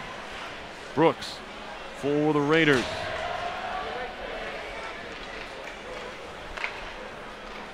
Drops it off there for Austin. And now Brooks, now tipped deep by the most recent goal scorer, Henry Marshall, for Colgate. Back out to center it goes, Panetta. He plays catch there with Cosgrove. RPI has scored first, but the Raiders have the last three. Shot in by Cosgrove before he takes a hit there from Ott. High off the glass, Morello can't claim it. Riley can, he'll skate it ahead. He gets wrapped up at center ice. And turned around, it's Cosgrove. Tipped into the RPI zone. Will Riley taking a look around. There's pressure coming from Scharf. He'll just dish it off for Morello, and he finds Jaron Burke. Burke will shoot it deep. Burke scored his first collegiate goal a couple weeks ago. It's Dartmouth. 7-3 loss. Burke turns and shoots, and puck left the zone. It'll be offside. 9:10 to play in period number 2. 3-1 Colgate, and Teo and I are going to be back up here in the press box. And Teo, what do the Engineers have to do now? They were leading this game. They had all the energy early in the first period. It's kind of been Colgate since then. They've been helped out in that regard by Colton Coyne, who's made a couple of highlight reel saves to keep RPI off the board. What's going to be important for RPI to try and get that second goal? I think definitely the next goal is going to be the biggest one. So just keeping the energy up. Like I said, RPI content to not really press. I think that's going to have to be an adjustment they made. As we saw there a few minutes ago, a good opportunity in front of Colton Point when they pressed up high, mixed it up down low behind the Colgate goal line, and were able to get a good chance. Hayhurst again. We saw last night the Engineers scored a goal, their second goal on a screen. Evan Tierney's provided that. And all they had to do was throw the puck at the net. A lot of times when a goalie can't see it, they're not able to get their stick down, or maybe the 5 hole's open. You know, they're not in the right position to make a save sometimes if they can't see it. I know Colton Point's a big goalie, but you know, maybe getting more bodies in front will allow them to disrupt his vision. Yeah, that's right, Perry. It's important to take away his eyes and just get a lot of pucks on net. So you saw, I think it was maybe Polino that came in, and he had him beat, but he just missed the net high and wide. So you know, it's important to get those pucks on net, get them moving, and make them make the saves. Shot in from center. Point is going to glove this one and get a whistle. 8:58 to go in the second period. A second goal will be pretty big for RPI, especially if they can get it here in the second period. Kind of take some of a little bit of the pressure off if you're able to get that goal before the horn here. Yeah, that's absolutely right, and it would definitely be good to take that energy into the dressing room here between the second and third period. Draw to the half boards, and now moved out to center by McMahon. This will be gloved down by Riley. Kicked at by Prapavesis. And now Riley again. Back to Prapavesis. Raiders providing some pressure. Engineers able to get it out to the neutral zone. Turn back around, race for the puck. Dowda's going to get there. Or Willie. No, Riley. Up the wall. In the air, glove down by Racine. Brooks goes D-to-D to Austin. Austin back to McMahon. He'll stick handle into the zone. Stops at the circle. McMahon on his backhand. Poked free by Prapavesis. Dowda turning. He fanned on the shot. Gathered in by the Engineers. Whiffin. And now move back the other way. A shot coming from Dowda. Saved by Marshall, and he holds on. Big save there. As the T-shirts are flying all around us. And we're able to keep our cool. That's yeah, I almost had one. Yeah, but you're going for that one. But you know, Lyndon Marshall, a good save here. Obviously, the Broadway kind of clears out for Dowda. but he puts it right on the glove of Marshall. Good job out and up. Didn't make the catch initially, but knocked it down, found it quickly. So good job by Lyndon Marshall there. Face-off coming up in the RPI zone. 7:53 to play in the second. Game hanging in the balance just a bit here with RPI down 2 and playing against one of the top goalies in the country, just even as a sophomore, Colton Point. And you can't afford to give another one, and you want one sooner rather than later. Yeah, that's absolutely right, and I think it's just going to be important that they get up there and just get a lot of pucks on net. We saw not that many shots. Shots were 7-5 in favor of Colgate in the first period, and it's been pretty similar numbers to that, I'd say, here in the second so far. Tyrannies. Wilson in the air. Glove down by Cosgrove. Morello will sweep it into the zone. There's been some big comebacks in Freakout history. RPI looking for another one here. Wilson will shoot it in. Good to see Liljegren back out there again, I think. Now Burgess. I was going to say I've been missing Vic a few times on a couple of shifts, but might have just missed him. Here's Hayhurst. Burgess trying to work it away from the wall. Cosgrove knocked away by Panowick. Wilson gets there first in the neutral zone and swats it all the way in. Hayhurst spins away from the check of Panetta. Jacob Hayhurst has the lone RPI goal, turning and shooting, looking for that top right corner. And Point saw that one. You can see Moore trying to create a screen. Unfortunately, Mears Moore stands at 5'9", 180, and on a shot like that, Point can just see right over him. Yeah, that's exactly right. He saw it and made a good save, but Moore definitely, he knows his role. He's doing a good job. He set the screen there. He's playing with the Hayhurst and Burgess group now, where Liljegren started out the game, so maybe a little less use from Liljegren, but Moore definitely taking advantage of the opportunity. Puck moved down ice. Good poke there by Harris. Bouncing puck in the zone. Jerry gets there with a long reach. Now he's wrapped up. Poke back towards the point, but it's going to leave the zone. TJ Samick with it. He'll slam it in from center. Glove by Point and get a whistle. 6:14 to go in the second period. 3-1 Colgate. As the Engineers with some offensive zone time there. It's what you want, and working their way into getting better chances. Yeah, that's right. And we saw Burgess again. He was kind of Johnny on the spot on the first goal. He's got a couple other good opportunities so far, and he did a good job getting his feet going and finding his way in between those dots here to get a good scoring chance. So hopefully that line can keep bringing it. Face-off. Moved behind the goal by Scharf. And now Citron just swatted it right back. Whiffen didn't realize. And now he throws a hit on Meyer. Marshall for Colgate. Scored the Raiders' third goal here in this period. 7:59. Citron to center. Worked on further. Riley had a crack at it. Chipped into the zone. Prapaves is back to get it. He takes a hit behind the goal. Stolen away by Peterson. Jam tried the side of the cage. That one's kept out. Morello will work it to the far side. Austin pinching in. Works it right back down low for Ben Scharf. Stolen away by Riley. He wants to skate. He'll flip it just across the blue line. And now we get a whistle.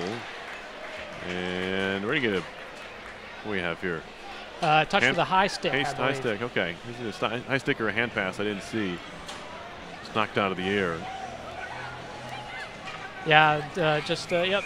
I think it was McMahon just reached up and touched it with a high stick, but good job by Riley trying to press the issue here and get the puck up into the Colgate end with a fast rush. Shots are just 13-12, so not a lot of shots either way. It's been a game played mostly in the neutral zone as Racine moves in, stops in the circle, takes a couple of bumps there from Wilson. Stays on the puck, however, before Racine takes over, McMahon. McMahon behind the net, watched by Manley. He'll hand it off to Brooks. Brooks, a shot that goes wide. Moore pushed on further. taken right back by Austin. He'll play catch with Brooks, and now here's Dauda. Dauda lofts it into the zone. Colgate will get a partial change as Manley will play it off the end boards for Wilson.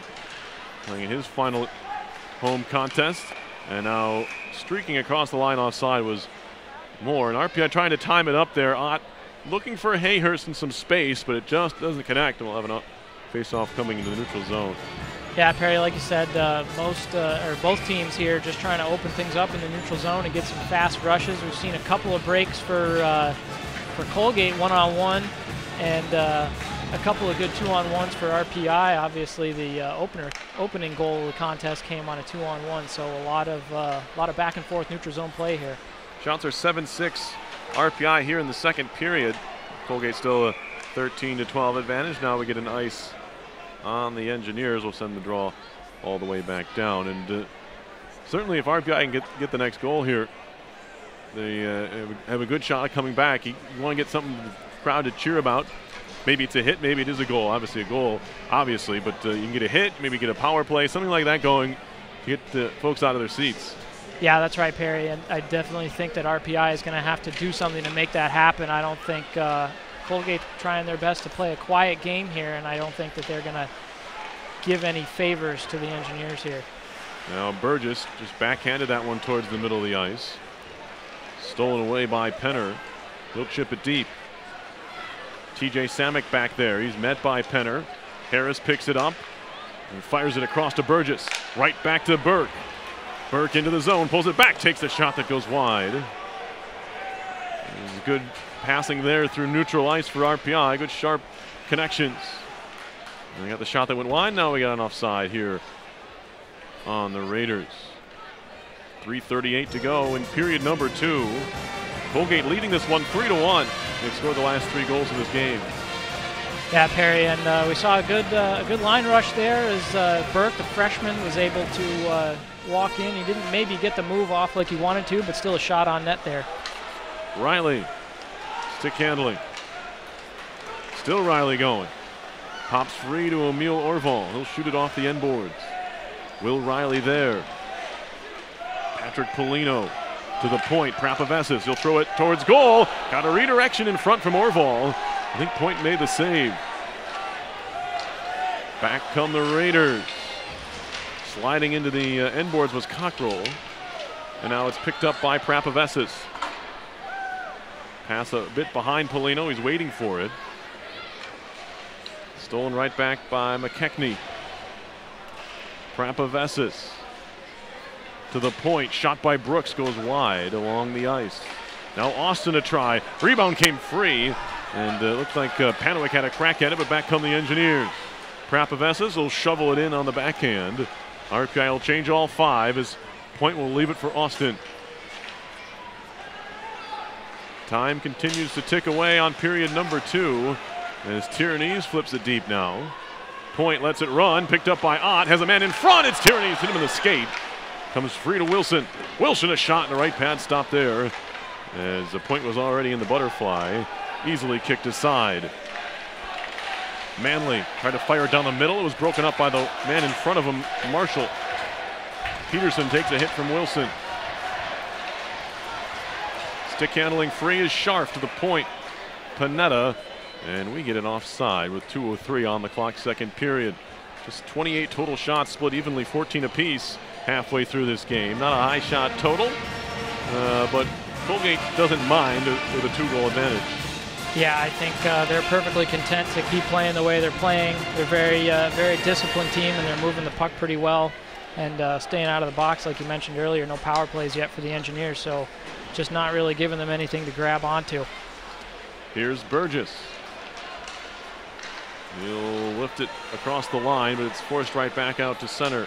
Wilson will shoot it in, bounding down behind the goal. Well, fanning on one there was Moore, picked up by Morello. Back to the point.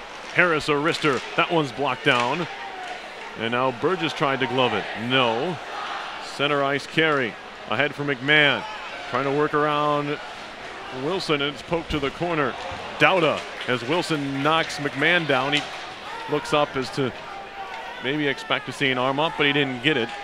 He continues to play, carried behind the goal by Morello. Jake Morello on the move. Hands it off for Burgess. Burgess skates through into the attacking zone. His shot was blocked down. Ties up a stick, finds Morello. Morello fakes. Morello in, and he fires wide. Now Moore a chance at the side of the goal, but he was tied up as well. And now trying to stick handle out of trouble was McAvoy. He gets it as far as center and keeps on trucking. Paul McAvoy, as we're under a minute to go in the second period. McAvoy looking to cycle now. It's Jeanson. Penner to the point. Chipped deep by Austin. And now Jerry.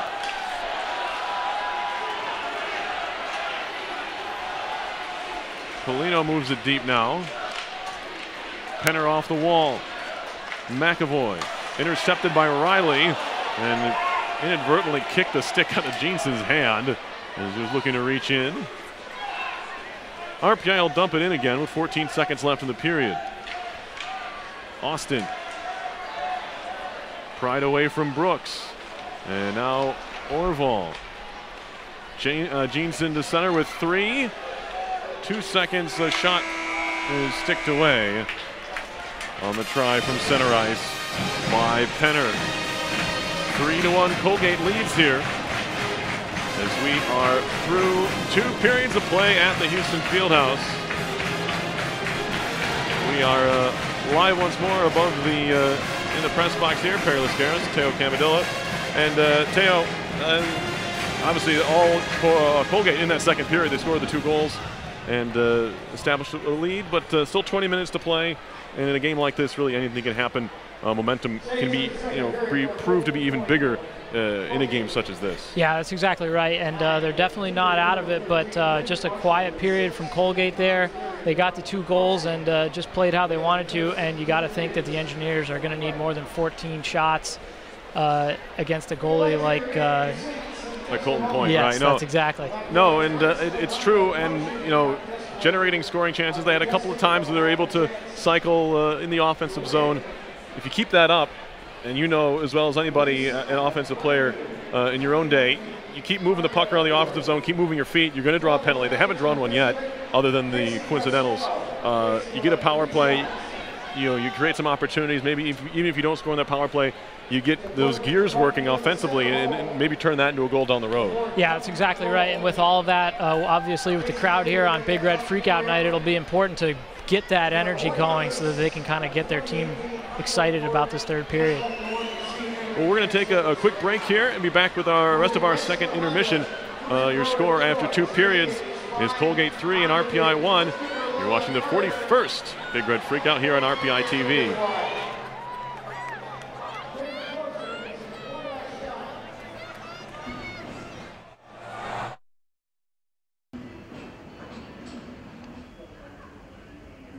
Hey, Jason, it's been a while. I think you should save. That's a great idea. What a fantastic save by Jason Kasdorf. The RPI goaltender is on top of his game tonight. I can't wait to see what he comes up with next.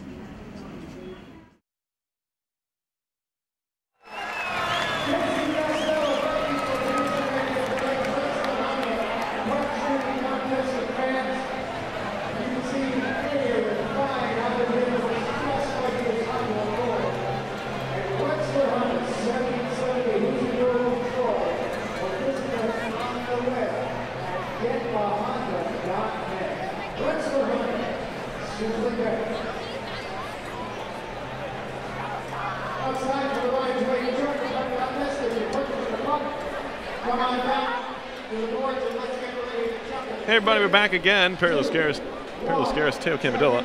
I combined the names there. And between periods, and we want to show you guys some of the stuff, some of the older prizes or gifts given away at the Big Red Freakout. Teo, what do you have?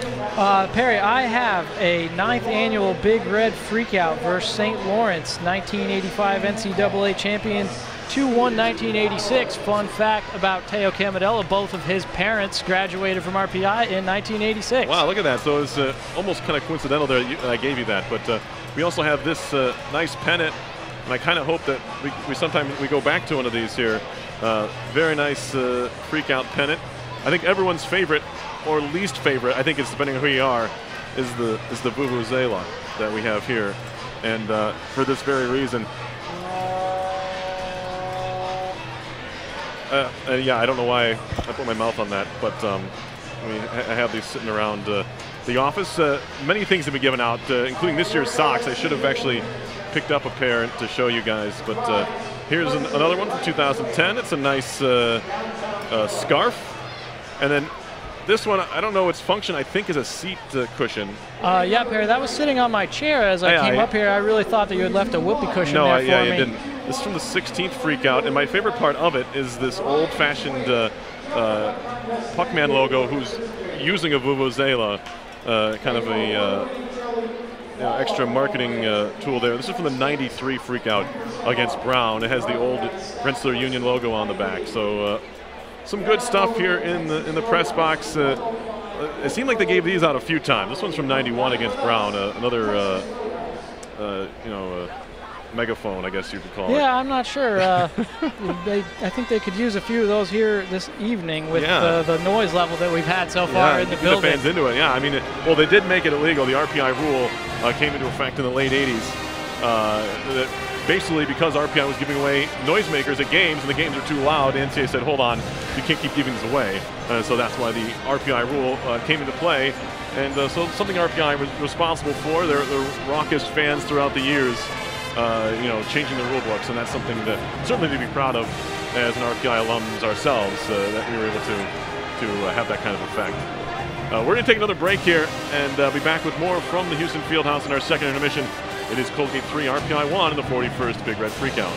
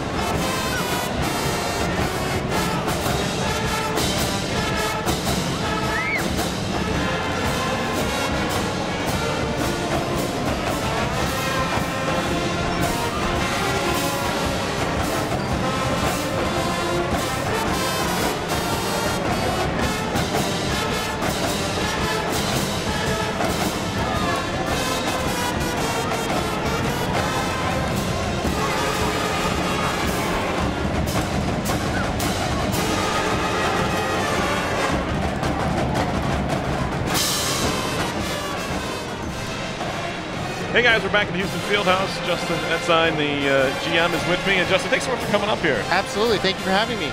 Justin, the GM, what are your kind of responsibilities with the student union? Well, the GM chairs the student senate and serves as the leader of the union, but most importantly, it serves as the collective voice of the student body, making sure that you have the opportunity to advocate on behalf of students and bring their ideas to fruition across campus, which has really proven especially helpful this year with all of the drastic changes coming to our union with the student-run nature. What made you want to run for GM in the first place? Well, honestly, I could say that the union helped shape who I am today, and it's really helped change me for the better a lot over the past 4 years. And so I felt that it would be only appropriate to give back in the form of GM. What are some of the major developments from the Senate in the recent times? We've had a fantastic year so far. In communications, we've been working on some monthly updates and student government social media check-ins. We've been working on academics on an interdisciplinary symposium, and we've also been working on online drop-in tutoring pilot. And last but not least, we've also been working on a prescription delivery service pilot program with Mara's Pharmacy, and that's just the tip of the iceberg. And so I'd really like to thank everyone on the Student Senate who's been able to make that possible. And thank you so much to all of you. That's cool. It seems like some technological advances allow you to kind of do some of this kind of stuff. Oh my God, it's incredible what our students are able to do. That's fantastic, and now I'm sure you're enjoying another Freakout here as a fan. Absolutely, go Red. So Justin, for you, and I know there's so many clubs and stuff. I know that the PU has a lot to do with that too. But how is it for you as a leader in the student government here to see so many clubs being successful in whatever kind of they're trying to do, whether it be RPTV, WRPI, the sports teams as well? Well, I think the clubs here that have been doing a phenomenal job putting on Freakout across, as well as the clubs across campus. And so what I want student government to be is to be the conduit, almost invisible to these students in order for them to be able to achieve their goals through these clubs. Student government should be a resource to them in order to help them accomplish whatever goals like they have with the special production they have tonight. So congratulations to RPI TV, WRPI, all of the athletes. You've done a phenomenal job, and I'm very excited to be a fan. And finally, what are you looking forward to most for the upcoming few months here? Obviously, graduation's coming up in a little bit for the senior class, and all those great things that come on with that. Moving on in the careers. Honestly, I think one of the most exciting things we have coming up is GM Week. All the exciting That's events. Right. I don't know if did you hear about the new theme for the year? No, I haven't. We're doing the Rensselaer Rodeo. Okay. It's going to be some nice, exciting things. We handed out some cowbells to celebrate the announcement. The committee is being led by a student named Andrew. They're doing a phenomenal job. I'm very excited to see what happens. Fantastic. So GM Week, not too long down the road. Yep, GM Week's first week of April. First week of April, and some warmer weather to come as well. Hopefully, yeah. Justin, just like that Wednesday. Just like that one Wednesday we had. Oh, yeah. Justin Edson here in the press box. We'll be right back with more from the Houston Fieldhouse and the 41st Big Red Freakout. Thank you.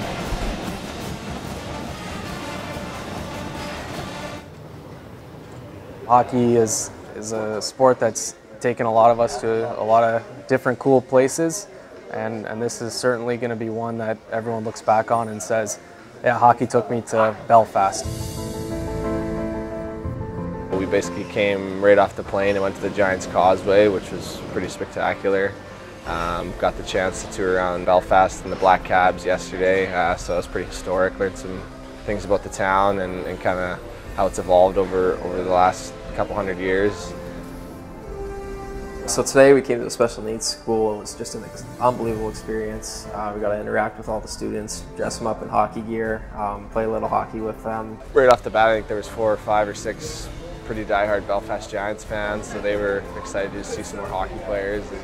Well, it's always good to get back to different communities, and now we're in Belfast and get to experience all of this and be a part of their society. So, just good to be able to give back a little bit and, be humble that we have the opportunity to be here. Secondly, all the guys from RPI, engineers from Troy, New York. There they are.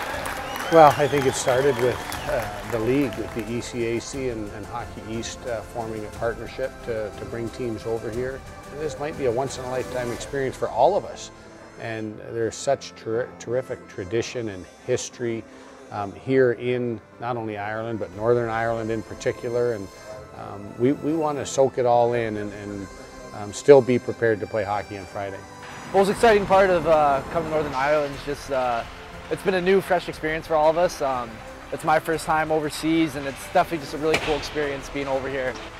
So practice today, we just worked on some pace and passing, and then a little bit of power play. Still just trying to keep the pace up, keep up the energy, and get ready for a big game this weekend. I hope our guys remember Northern Ireland for the hospitality, the history, the tradition, and the pride that's throughout every street and person in Belfast here. Let's play some hockey!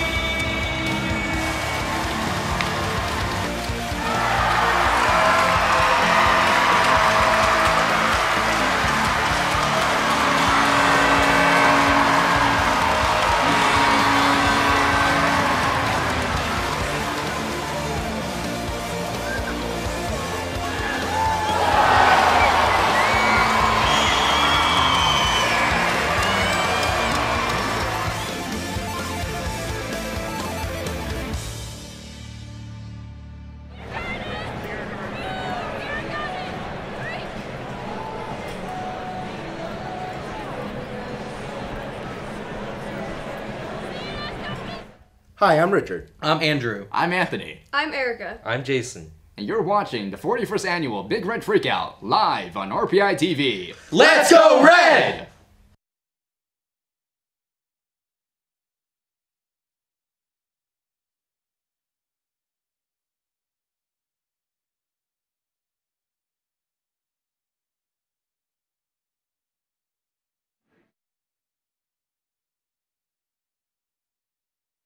Uh, 20 minutes left in this game. What's the most important thing for RPI, especially early on in the third period? Definitely just to keep making those opportunities for themselves, Perry. They got some opportunities for themselves, and Colgate was able to take advantage of theirs, but RPI just a couple chances in that period they missed, so they're going to have to keep doing that and keep crashing guys to the net with some energy to try and make something happen and get one any way they can. Kind of a weird situation with the broken skate blade for Lyndon Marshall. They come out of the game. Chase Perry came in, and we mentioned it was a tough shot no matter who was in goal there, but it kind of threw a weird vibe into this game, and I don't know the best way to explain it. Marshall came on. He gave up a couple in that second period, and Colton Point was really spectacular in a couple of saves. That seems like right now it's the difference in this game with the way these two teams are playing. Yeah, I think you're definitely right, Perry. Obviously, Point, one of the better goaltenders around, and RPI only put 14 at him so far. But yeah, like you say, I think the whole skate issue in the first period kind of put the building in a lull, and maybe the team too. So just pretty unfortunate there that's how it worked out. But Perry came in and gave up that one unlucky goal on a bounce, and so he did what he could, but just kind of took him out of the game, I think, a little bit. Do you feel like RPI needs to outshoot Colgate here? Do you think they have to throw 15 shots on goal in this period to come back? It couldn't hurt. Definitely not. But RPI will head out there, 20 minutes left, and obviously get a band, get everybody going, get fired up, and anything can happen if you get that first goal early, especially. Yeah, that's exactly right. There's tons of time left here, nothing to worry about for sure, and we've seen RPI battle back from worse this season, absolutely. They've come back from deficits before, and they'll have to do it here against one of the, as Teo mentioned, Colton Point, one of the better goaltenders in the league, if not the country. RPI, Victor Liljegren, I don't think we saw him late in that period. He might have had some issue spur up again. You have to really appreciate him wanting to come back and play on senior night, I'm sure, as he did. He's been an iron horse in this lineup for RPI throughout his career. Prapavessis, too, who's played just about every game since his freshman year, and Wilson as well. So these guys have all contributed all 4 years, and really have to commend Liljegren for wanting to come out here and play on senior night. Yeah, that's absolutely right. And like you say, not getting quite the use that I think he wanted. You can see he's wearing a ankle protector on his right boot there. But Mears Moore getting his chance with the first line here of Burgess and Hayhurst. And we saw Mears Moore make one of the only big hits here for the Engineers earlier in the game in that second period. So hopefully they continue to bring the energy. Face-offs, actually, I think they were even. RPI has won 23 draws to Colgate's 13. Hayhurst is 7-4, Bernie Whiffen 6-2, Jake Morello 4-1, Billy Jerry 4-3. So all 4 centermen are above 500. That's a good thing to see if you're RPI. Yeah, absolutely. And now it's going to be important for them to take that possession and turn it into some more opportunities here in the third. Underway, third period, RPI and Colgate. The 41st playing in the Big Red Freakout. Patrick Polino's going to pick it up and lob it high in the air to center ice where it's gloved down. Turned back around by the Raiders, who dump it in. Polino waiting at the half boards to center through the legs of Hayhurst. And now Austin. Cross ice feed deflected into the Colgate bench. Watch out. Quick reactions over there. Looked like Dauda, or maybe it was Sharp, flinching out of the way of that puck. Yeah, that one definitely came in a little hot. Center ice draw coming up. Just 35 seconds into the third period. Charlie Manley across for Burgess. Gathered in by Austin. Hunter Racine. Dauda run into by Wilson. They both go down. Tyrannies, and now Manley leaves it behind the goal for Murillo. Morello, a spin move. Works it up the wall. Burgess waits for it. Chipped off the wall for Wilson. Played it across. He had Morello. Just missed him. Gathered in by Tierney. It's behind the back pass. Burgess walking in. Burgess to the net. Burgess to the goal line. It's in! And no signal. Yeah, and the referee. No signal at all, Perry. He couldn't decide either way. The puck went in the net. Yeah, you know, Burgess made a great play. I've never seen that. Yeah, he walked in there and he made a good move at the blue on a little drop pass, touch pass from his friend, and he got in there all alone, and Point kind of just spun around, and they're definitely going to have to take a look at this because there really was no call on the ice at all. So we'll get another look at it here on the feed. Burgess got his stick lifted. Point looked like he was turning around, and oh, that's definitely got to be under his blocker. You don't think it went in? Oh, I think it went in. I think that as soon as it crossed the goal line, he had it covered with the top part of his blocker there. We're going to find out for sure here in a minute. But the whistle went, and I think the referee maybe thought he had it covered. But yeah, you know, we saw him standing kind of over here in front of the bus. All right, we're going to get a top-down look at this, and the question is, well, it went in. I think. Oh, I think it was across the goal line, and it's just going to be whether they can be sure that it did. They don't have access to RPI TV's goal cams, or maybe they do. This is going to give us a pretty good look. Yeah, so you're going to see unfortunately, Point's pretty clever there, and he's quick, and he got that blocker on top of it. So it probably was in the net, maybe, could be. Here's the issue for RPI is that it may have crossed the line, but we're never going to. There's no evidence. There's no great look so far. No. So I'm sticking with no. I'm going to say no goal here. Yeah. Well, it seems like that was probably the call on the ice. Right. The referee just kind of, and you can see in this replay if you look. Oh, he's over there in front of the Toyota sign. Few bodies in between him and the net. Not the best place to make the call on that play. They're going to look at the tape on that one, I'm sure.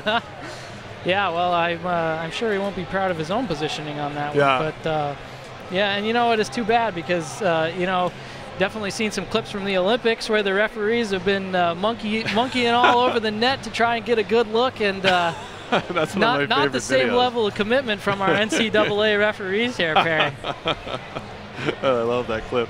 No, and the problem is, you know, Point did such a good job of covering up his tracks there. He put that big blocker on top of it, and from all the evidence we've seen, it looks like the puck had to have crossed the line, but there's no video evidence to conclusively prove that, so I think they can look at this all night. I don't think they're going to change their mind. Yeah, I don't know. I mean, I'm not sure. I just, you know, I think it's obvious the puck goes in too. It's just whether they can see a good look that tells them.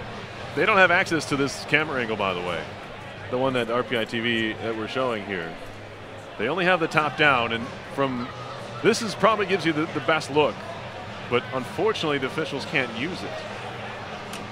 Yeah, you know, I think we might have at least seen an outline of the puck on that top-down view. Just yeah, you're right. You can't see any white space between the goal line and the puck.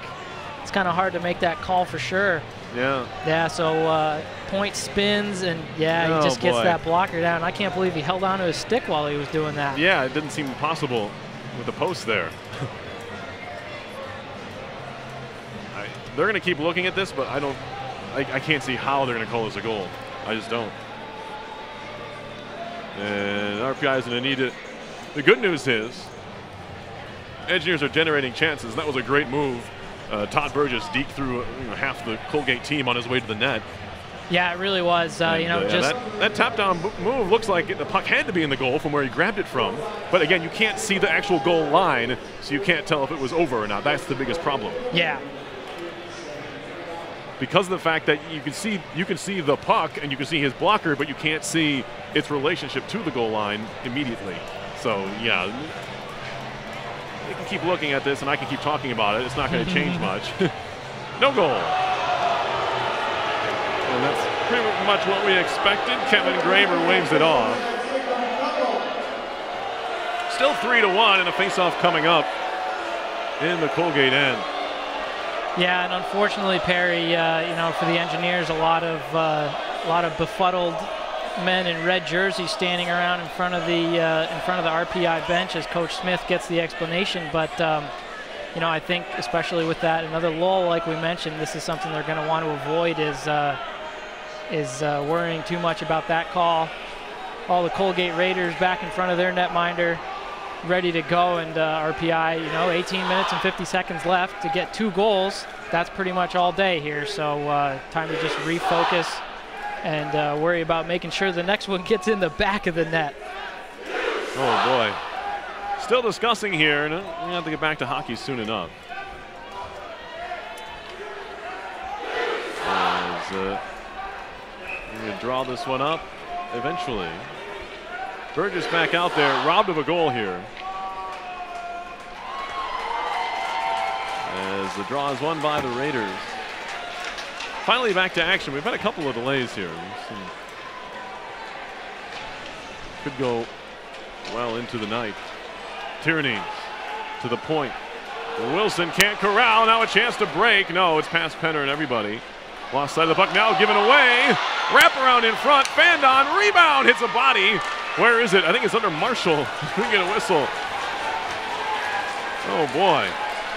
Yeah, Perry, and unfortunately, Keystone cops out here. Yeah, unfortunately for me, that's definitely not the first time I've seen Lyndon Marshall kind of go out for a little exploration into the corner and make a turnover like that. So very lucky there. Obviously his teammates selling out for him, but Marshall just kind of mishandles the puck, has a turnover, and that's not the first time we've seen it from him. So they stole one there.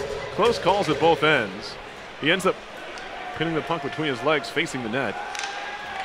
But I don't care how, they just care how many, I guess, and that's along those lines. Although RPI fans would rather not see that again. 3-1 is the Colgate lead with 18-15. Still plenty of time left in this third period.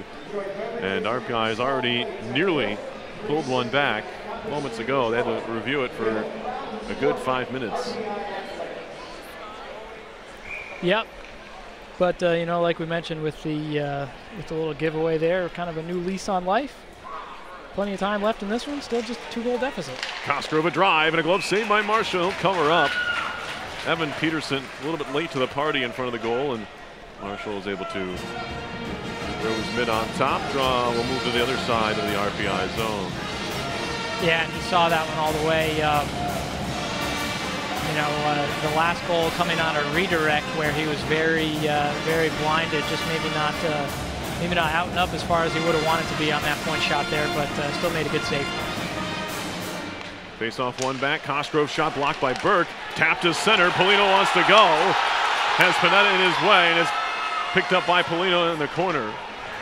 He's wrapped up now by Panetta. Burke pulls it out of there. Now Polino lost it. Here's Scharf to center. And in deep, Krapovessis. Hayhurst pokes it free.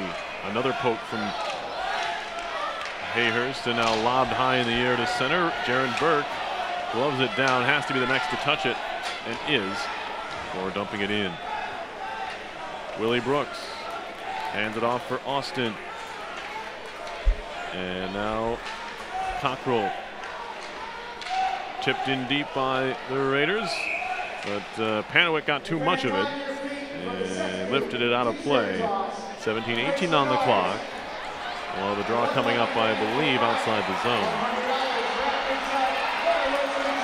Yeah, Perry, and as I looking down at the RPI bench, I don't see number 12, so I think that might answer our question from earlier. No, Victor Lilligren gave it a go, and you have to admire that, but he's back in the locker room. Todd Burgess to the point. Shot coming, deflects wide. And now Tierney. Lifted along. Back to the point for Harris. And now Tierney with the Tierney's with it once more. With Liljegren's mother here to see him on senior day, that probably had to factor in, you have to imagine. Here's Samek all the way from Stockholm, Sweden. Now a shot comes from Samek, hit an arm on its way through. Played behind to Austin. Yeah, obviously though, great for Vic to factor in on the RPI goal right at the opening here. Absolutely. Face off here on the glove save. And Liljegren had the assist, so did Burgess on the game's opening goal, 32 seconds in. Jacob Hayers is 11th of the year. But since then, it's been Racine, McAvoy, and Marshall all scoring even strength goals for the Raiders. They lead 3-1.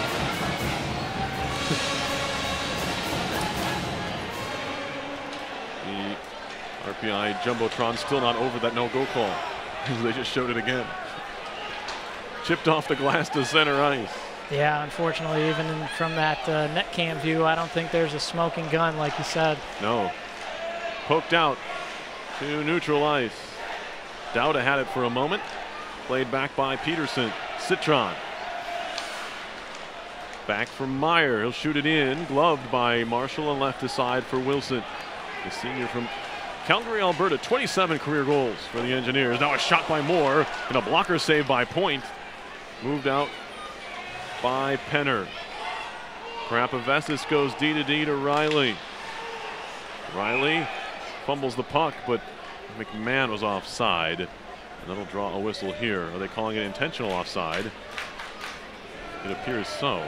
Yeah, I think they're going to say that they gave him enough of a chance to clear the zone, and he did not. So we'll get a quick replay here. Mears Moore, he makes a good rush up the side. Just a little quick drag, maybe a foot towards himself, and a good snapshot that gave Point a little bit of trouble. He got up there with his blocker to get it. Draw here, one back to Austin. Slap towards the point, carried out by Jeanson. Penner moves it deep. Emil Orval in the corner. Point shot over the top from Meyer. We'll get another stoppage. 15-11 to go. Shots are 18-16 RPI, but they trail 3-1. Draw is still in control of the Engineers by a factor of 26-19. So Colgate's closed the gap a bit there. Yeah, but you know, a little more of what we wanted to see. A little more press up, a little more crashing down in the other zone, and getting some more chances for the Engineers. Face off here. Hayhurst to take it. Up against Peterson, who's listed as a winger, the senior for the Raiders from Lakeville, Minnesota, but he's been taking a number of draws here. Now a shot from the point, and a knuckle puck headed wide off the stick of Meyer. Stolen away, TJ Samek. 2 assists last night. They were his first 2 of the year. RPI's 4-2 loss to Cornell. Broken up there by Hayhurst. Puck went behind the goal. Shot near side off the glass to center ice. Samek is going to track it down there. Immediate pressure from Scharf. Works it across for Matt Harris. He flings it in the air past Moore. This will be icing on RPI. Yeah, just a little bit of a ill-advised play there from Harris as he just kind of took a wrist shot at Moore on the near side wall. Could have made a flat pass and broken him into the zone. Elected not to, and they'll go back to Lyndon Marshall's right here. Face off, push behind the goal. Samek for Moore. And now Polino moves it across the line. Second effort. Got it past Austin. Now Austin nearly gave it away to Hayhurst. He works it ahead for Brooks. Now Wilson up the boards. Tyrannies finding Hayhurst. Has to work for it. Hayhurst at the half wall. His man falls down. Back to the point. Wilson a drive. That one skips through Point. Now another centering pass. Tyrannies a try. Stopped by Point. And it comes free to Manley. Manley across for Wilson. That pass left the zone. And they'll just bandy it in to Manley. As I believe Point's playing without his stick, and now he just shoves down Burgess, and he's going to take an interference call. And Colton Point's furious about something. I didn't see it, Teo. Did you see what happened? No, I did not see. I was keeping an eye up here on the Engineers trying to regroup. as the wayward pass went out of the zone. He didn't have his stick, and it must have been the reason why. Well, he had lost the stick, I think, a little earlier on in the play, and he had fallen down onto his behind. And yep, there's the stick. That's after Still the fact. hasn't reached down to get it. Oh, and I think we just saw what the penalty is going to be, Perry. I saw the penalty. I mean, I don't know how he lost his stick and why he would do that.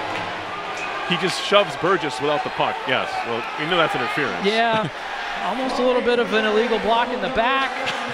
You got all kinds of bad things going on. No, I think maybe I didn't see, but it's going to be served by McKechnie. Maybe he thinks that an engineer took away his opportunity to pick his stick back up. Maybe, but still doesn't excuse that. No, certainly not. Power play for RPI, it's first. The Engineers on the season. The man advantage, 17 for 130, that's 13.1%. They look to be offside. Yes, offside whistle goes. Minute 40 left on the man advantage. The Raiders on the kill, 103 for 123. That's 83.7%. Yeah, so the Raiders penalty killing at a pretty good clip, but you know, this is probably the best opportunity that RPI is going to get here. You know, like we said, Colgate doing a pretty good job staying disciplined, but that was a bad time for Colton Point to make a mistake like that, pretty selfishly. Yeah, just a sophomore. You don't want your goalie to be agitated either. You want those guys to be calm. Here's a play for Harris. A wrister over the top, high off the glass behind the goal. Hayhurst behind for Whiffen. First time on the power play. Nice keep at the line. Tierney's fakes a shot. Finds Riley, and his shot hit a boot. Riley once more. For Hayhurst, trying to play it back up the wall. It leaves the zone. Back across, good connection, Hayhurst in, drops it off for Wilson.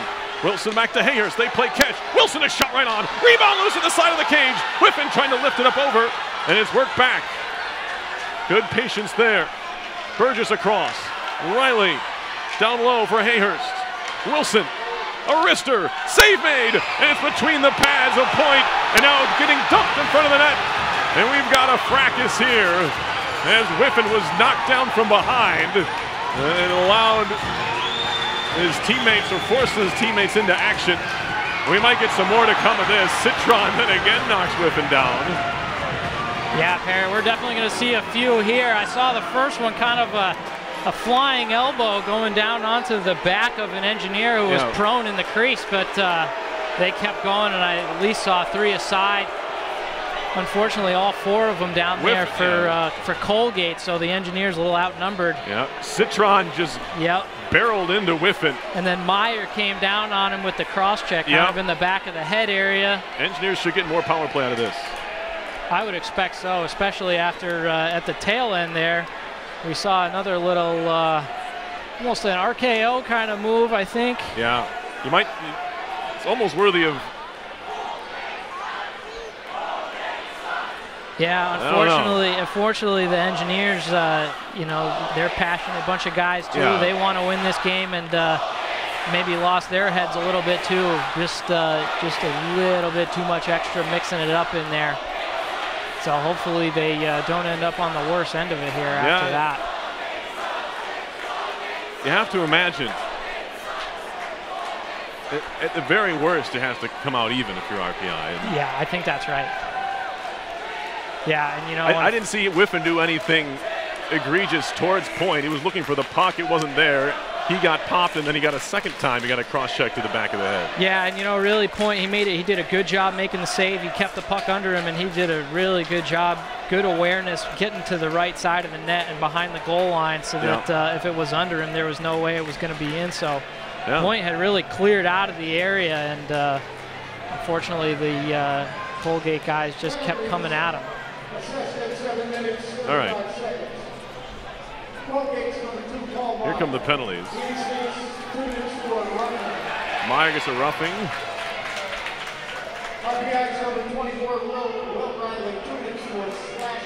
Okay. That's it? That's pretty surprising to me, Perry. Yeah. That's pretty, well, Colgate.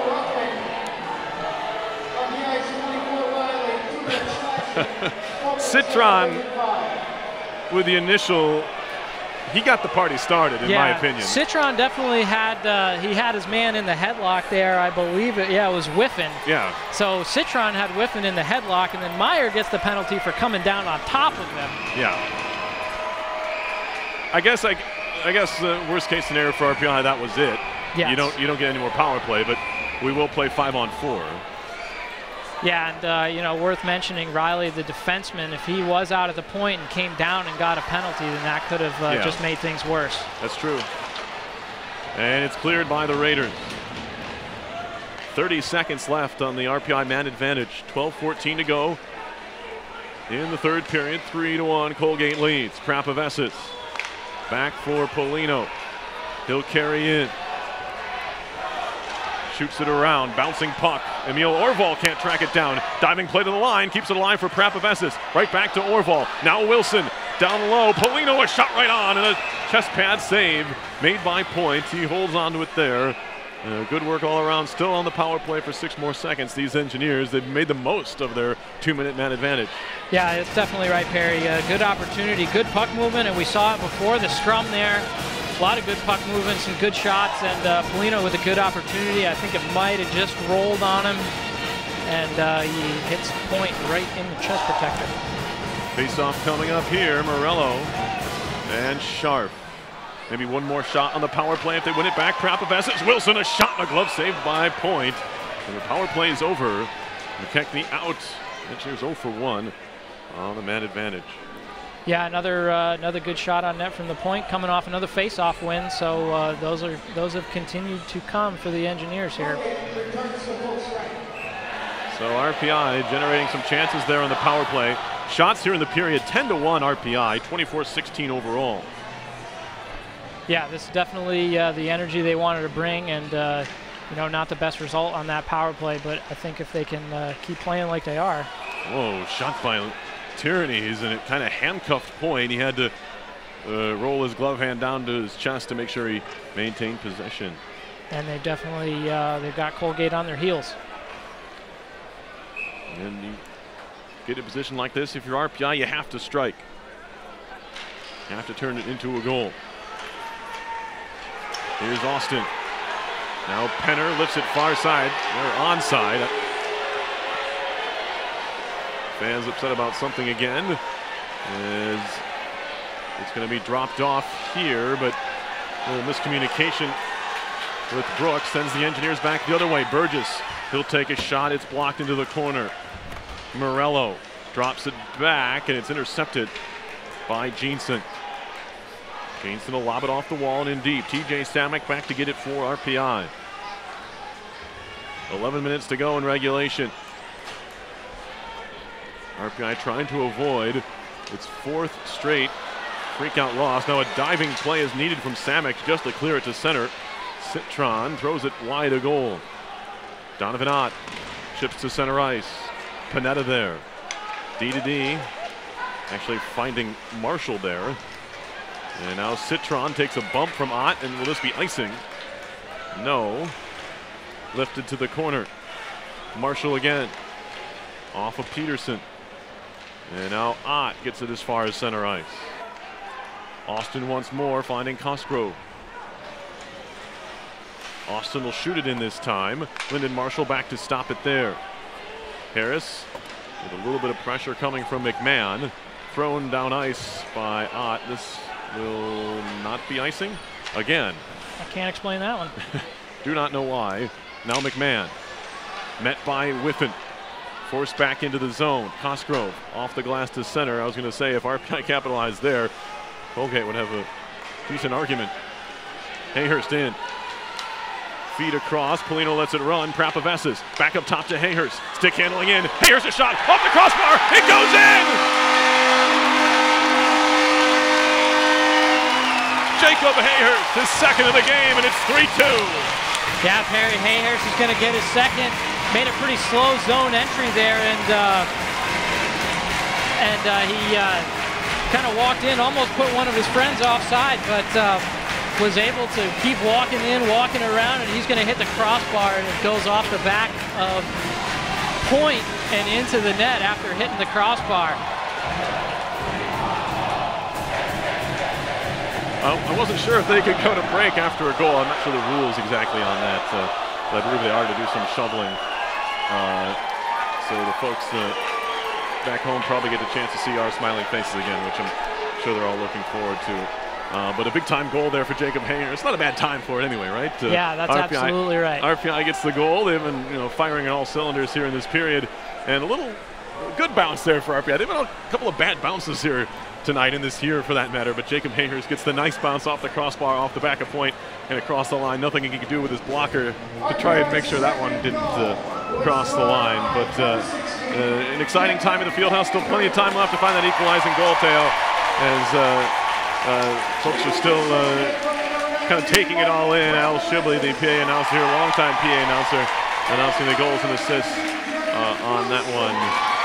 But Wilson picking up an assist on that goal on senior night is a big-time goal in this game, and the momentum really has been in RPI's favor all along this period. Yeah, that's exactly right. I think that maybe was their 12th shot that period. So Hayhurst, Johnny on the spot again, a good shot, and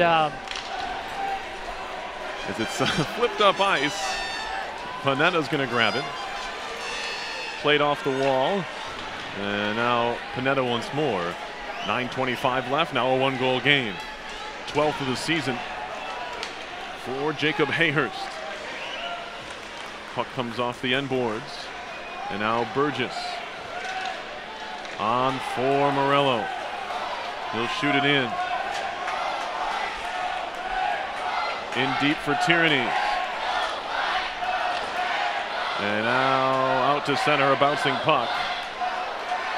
Hayhurst had a goal in last year's Freakout, so 3 Freakout goals in 2 games for Jacob Hayhurst. Last year's game against Quinnipiac, a 7-3 defeat. Now throwing it through the top of the crease was Polino. Whiffin. It's all RPI right now as Colgate does now clear to center. Penner into the RPI end, watched by Wilson. Down low from McAvoy, comes free to Jeanson to the point. Citron will just rifle it right back around. It'll ring around to the far corner. Now Manley has his man pinned up there, and Colgate content to run out some time off the clock, 200 feet from their own goal. Yeah, no kidding. Fans are getting anxious. But McAvoy, he's a pretty big kid. 6'2", 185 from Richmond, Kentucky. And he's in about 20-25 seconds of just puck sitting in the corner. Now it finally comes free into a dangerous location. Marshall's going to cover with Jeanson waiting on the doorstep. But that group did their job. I mean, it's not pretty, but you pin the puck in the corner. Time just continues to run off the clock. You have a 1-goal lead. Yeah, Perry, you know, a little early in the game to be playing that kind of game, but you know, obviously I think that just shows that the Engineers are doing exactly what they need to do here, kind of putting Colgate back on their heels, and they got them off their game. They haven't really done much. As it's shot around to the near side. And backhanded in by Peterson. Prapavesis. On the move, Mike Prapavesis. There's center. Still stick handling, fanned on the pass. Get some help from Jerry.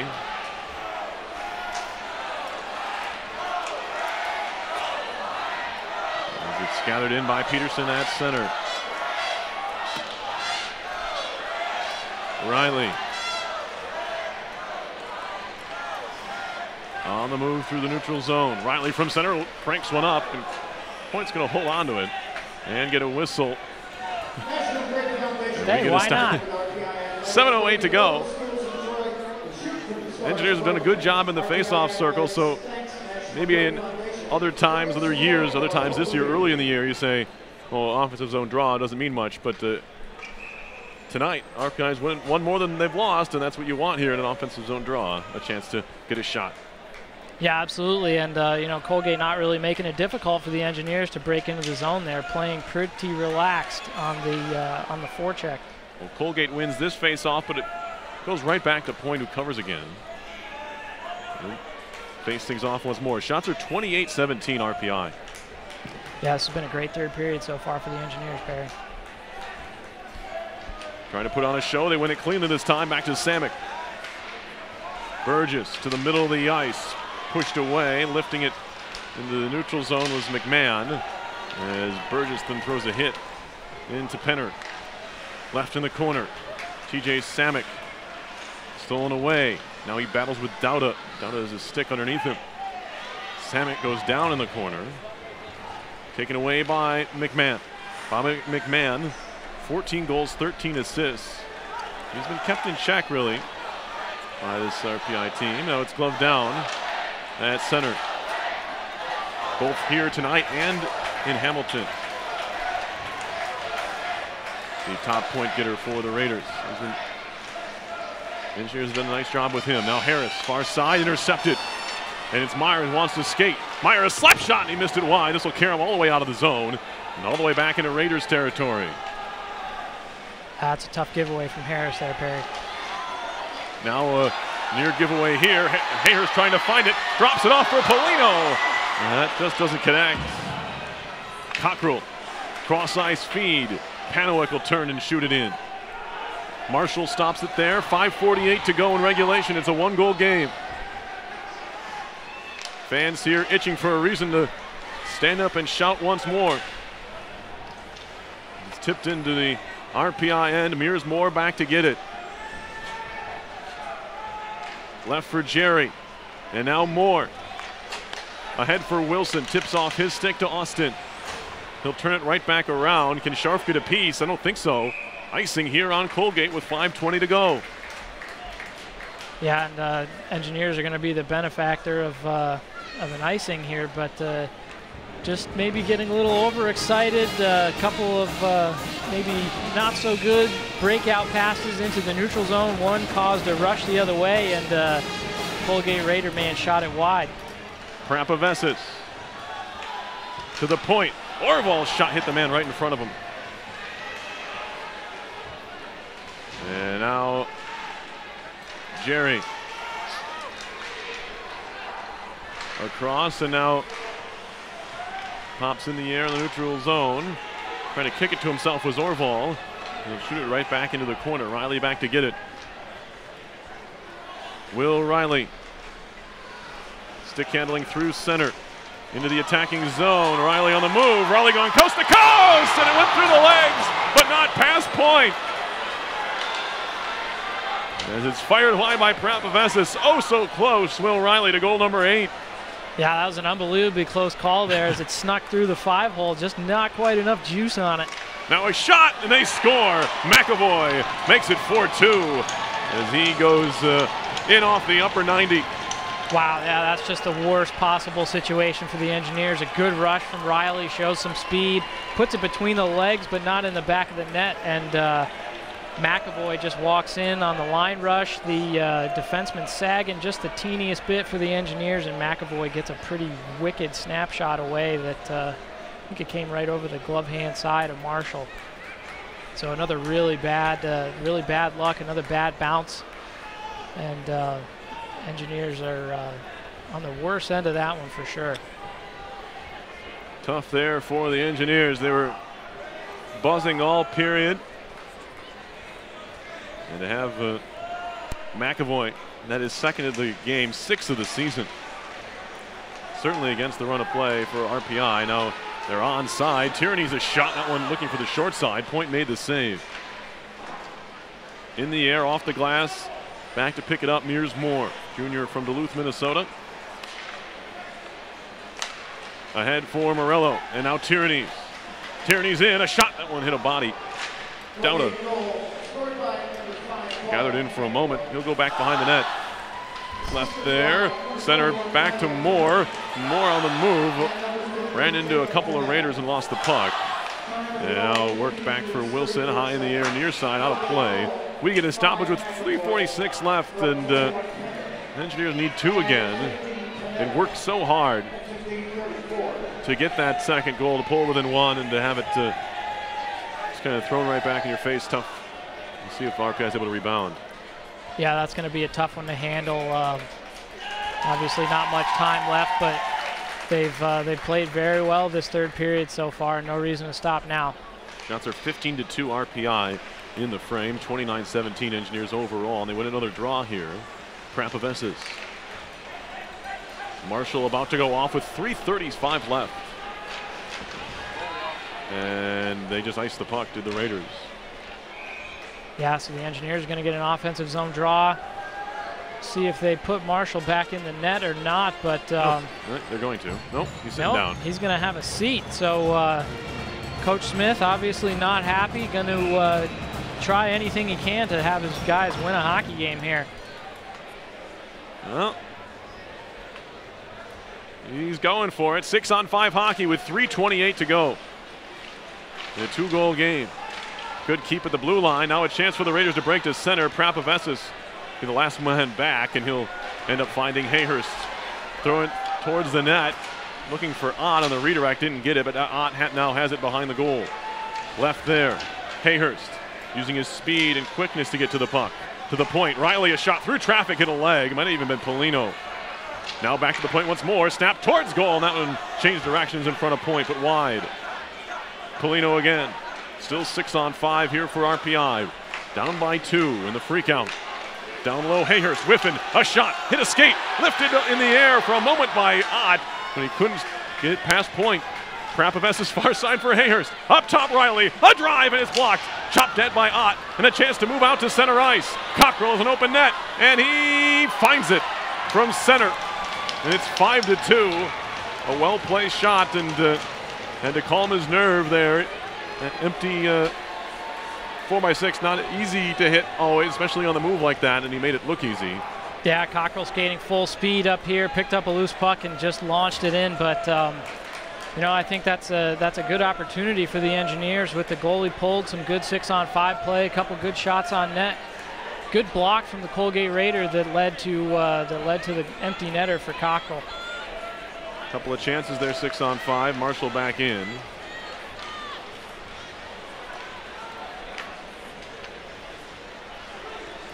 As it'll be Wilson. And now play at the side of the cage, and Jerry is trying to stand his ground, and he says, I have right to this space, and the linesman says, have the right to some space over there. He wasn't trying to do anything wrong, but no, not much in that. The Raiders didn't like where he was standing.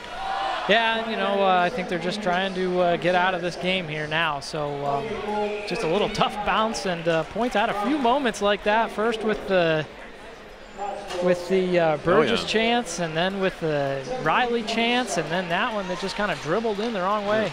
He's been leaky. And the puck just flipped wide there by Morello. Continues to do battle in front of the net. Engineers on the attack, although just 5-on-5 here. Marshall still in the goal. Now down by 3, Burgess. Tight angle shot, gloved by Point. Might have been headed high, but Engineers are firing from anywhere now, trying to work their way back into it. It's this 5-2 with 1:59 to play. And it looks like, for all in the world, the Engineers are going to be headed to a couple more rematches with these Raiders next weekend. Yeah, and you know, it'll be a mixed bag, because obviously you give up 5 goals to a team with the 1 empty netter, but give up 5 goals is a pretty rough day. But they definitely showed some things here in the third period, and you got to think that if they had played like this all game, then the result could be much different. A blessing and a curse maybe for RPI, but maybe more of a blessing. We'll see. Obviously, only time will tell. But right now, looks like the Raiders are going to win their second Big Red Freakout in 2 tries. One back in 2012. Still the last player to score 4 goals against RPI, as it comes free to Cosgrove. A wrister off the crossbar and out of play. Still the, finish my thought, still the last visiting player, road player, to score 4 against RPI was Austin Smith in that freakout, February 4th, 2012. And it will remain unless McAvoy gets real hot in the final 130. He's got 2.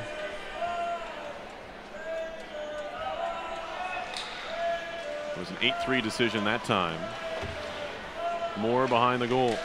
Lost it to McMahon. He's wrapped up by Riley. Cockrell scored the most recent goal. Empty netter, his 8th of the year. And now Will Riley to center ice for Jerry, and now Burke. Burke into the offensive zone, pulls it back, takes a wrist shot, hit a shin pad. And now Jerry across, good find. Riley, puck skipped on him when it found his tape, and now Moore forced out to center. There's a whack to Cosgrove. Riley in, lost the puck. Burke trying to find it, runs through his man, Citron. And now Penner breaking. Raiders will try the near side. It's just McMahon tipping it deep. 40 seconds to play. Krapovessis. Tyrannies off for Morello. Drop pass, one-timer off the side of the post. Tyrannies hit the crossbar in the last 10 seconds last night. Now in the final 30, hits the post. Wilson gloved here by Point, and he'll hold on. RPI has peppered the Colgate net all period. 20 shots in the frame to Colgate's 4. But look at the goals. 2 for the Raiders and 1 for RPI. Of course, the empty netter thrown in there kind of skews things a bit, but RPI did all it could to try and come back in this game. Yeah, and I think that just the 20 shots is just kind of a demonstration of what RPI is going to need to do. Look out. If they want to. McAvoy needs to get himself away from the RPI bench. Yeah, that might be a good idea. He, you know, young man having a hot night. Probably feeling pretty good about himself right now.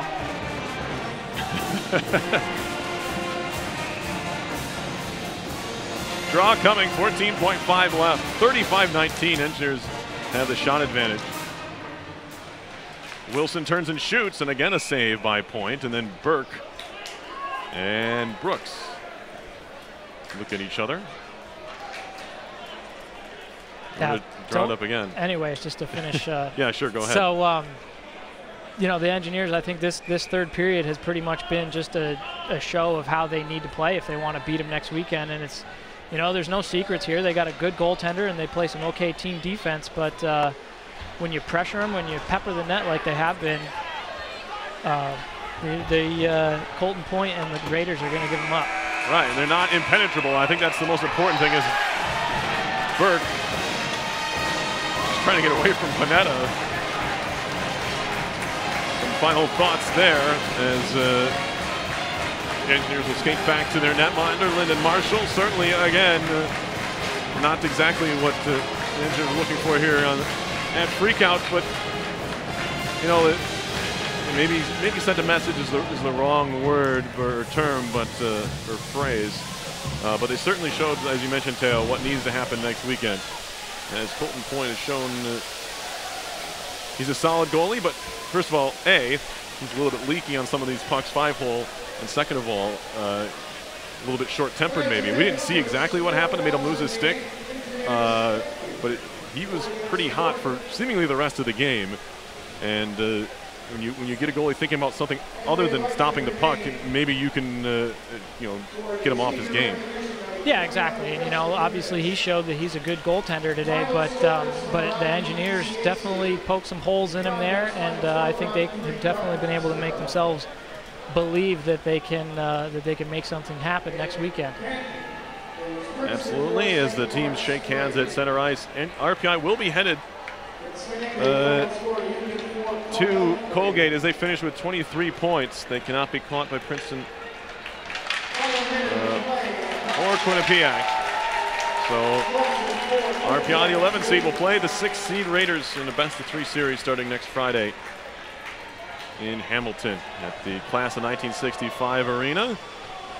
And it'll be the third time in 30 days that these teams will have played. They played early February, and of course tonight as well. So we'll see what the Engineers have in store. Now the senior ceremony coming up here. Just 3 seniors, but all, you know, big-time contributors. Captains Jared Wilson with the C, Mike Krapovessis and Victor Liljegren with the A's, and Well, if you see Vic out here on skates, there's to be on foot. I'm not sure, but he's not out there now.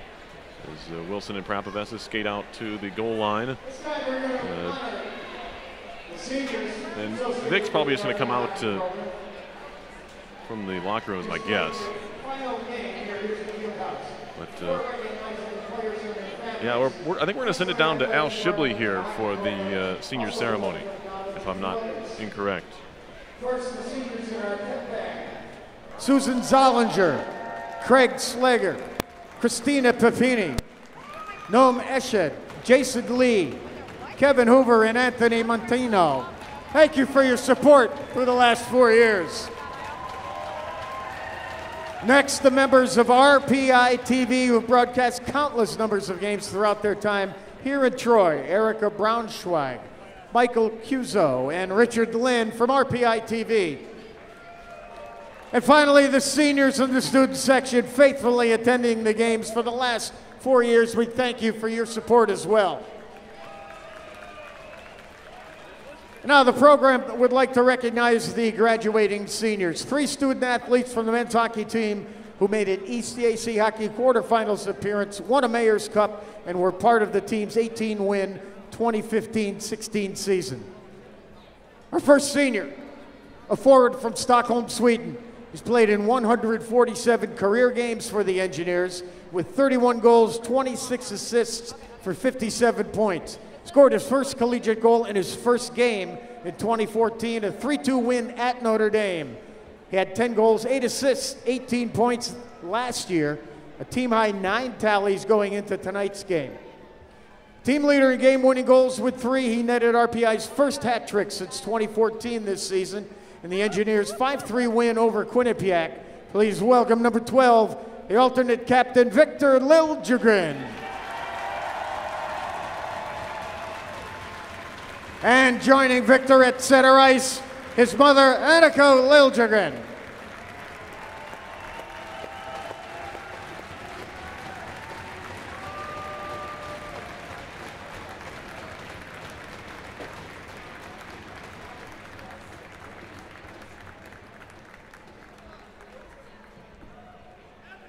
Next up, a defenseman from Oakville, Ontario. He played in 151 career games, ranks 3rd in school history in that category. He has 7 goals, 53 assists before tonight. He netted his first collegiate goal in a 4-3 win over St. Lawrence in 2015, recorded at least 14 assists in each season since his sophomore year. He leads the team this year with 18 assists, including 5 multi-assist games. His 79 block shots in 2015-16 were 13th most in the country. He currently leads RPI this year with 45. Number 19, the alternate captain, Mike Prapovesa.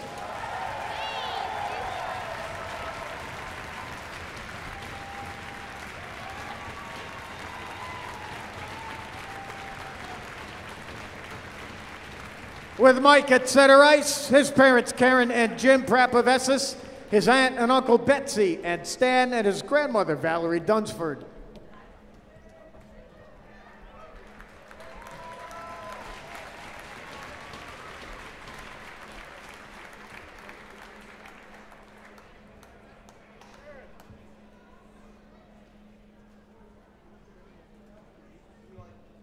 And our third senior, a defenseman from Calgary, Alberta.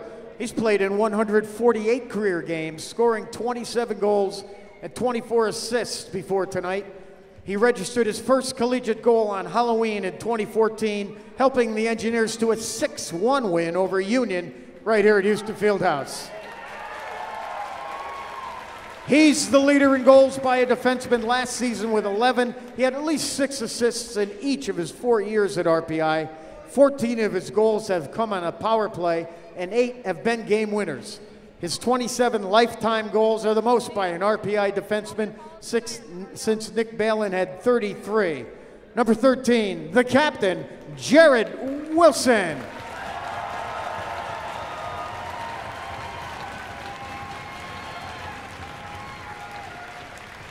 And meeting Jared at center ice, his parents, Jennifer and Dan Wilson, his brother Luke Wilson, his sister Courtney Wilson.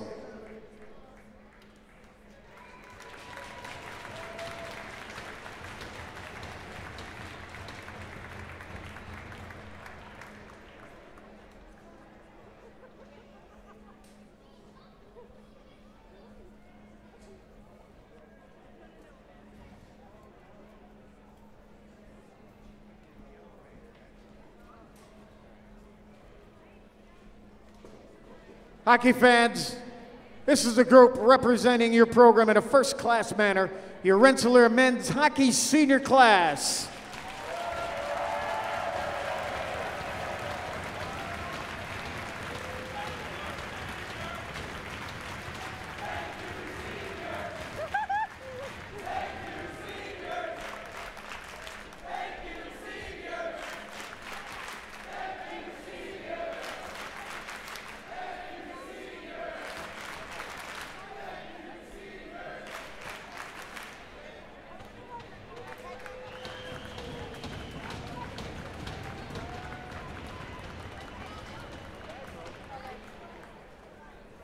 Our thanks to all the seniors associated with the RPI men's hockey program, and a special thanks to all the great fans here at RPI.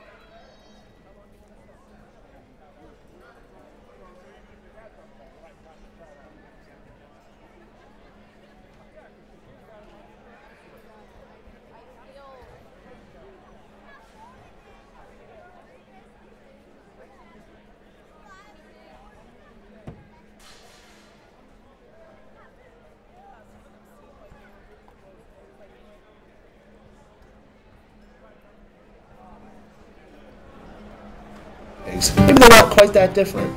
They both eat, they both sleep, and they both watch Engineers hockey live on RPI TV.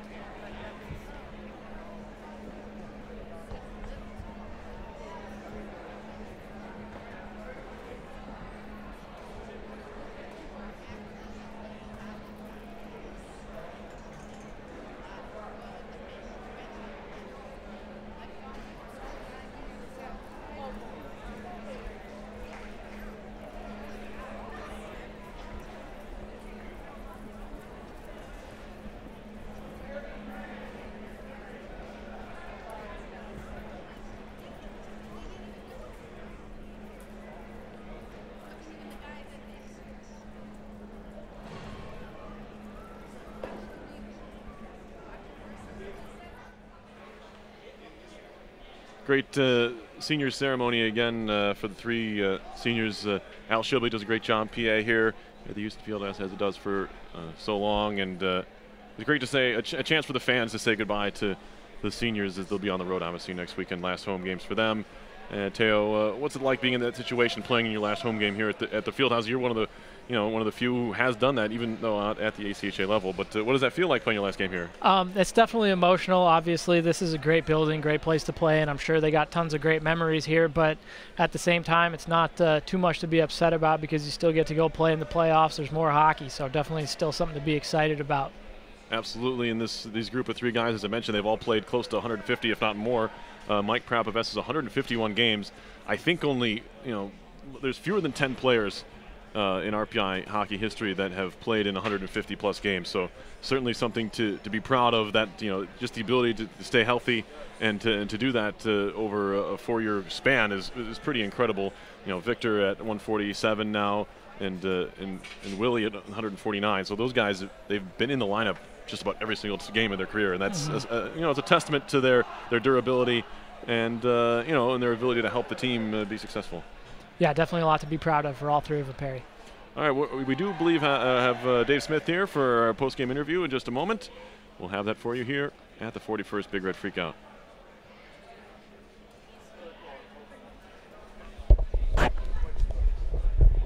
Are we coming back after this?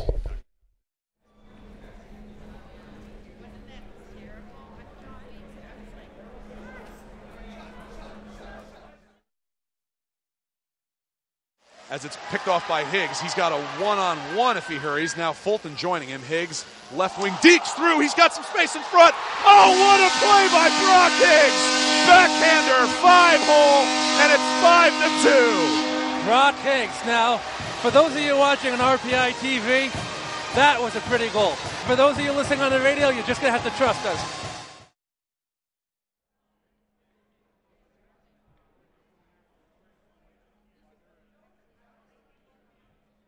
Beauty of live internet TV. Here with RPI head coach Dave Smith, and coach, exciting game here tonight. Big third period to try to make a comeback, but ultimately, what were your thoughts overall on the outing here? Well, I was proud of our fight. I was proud of our effort.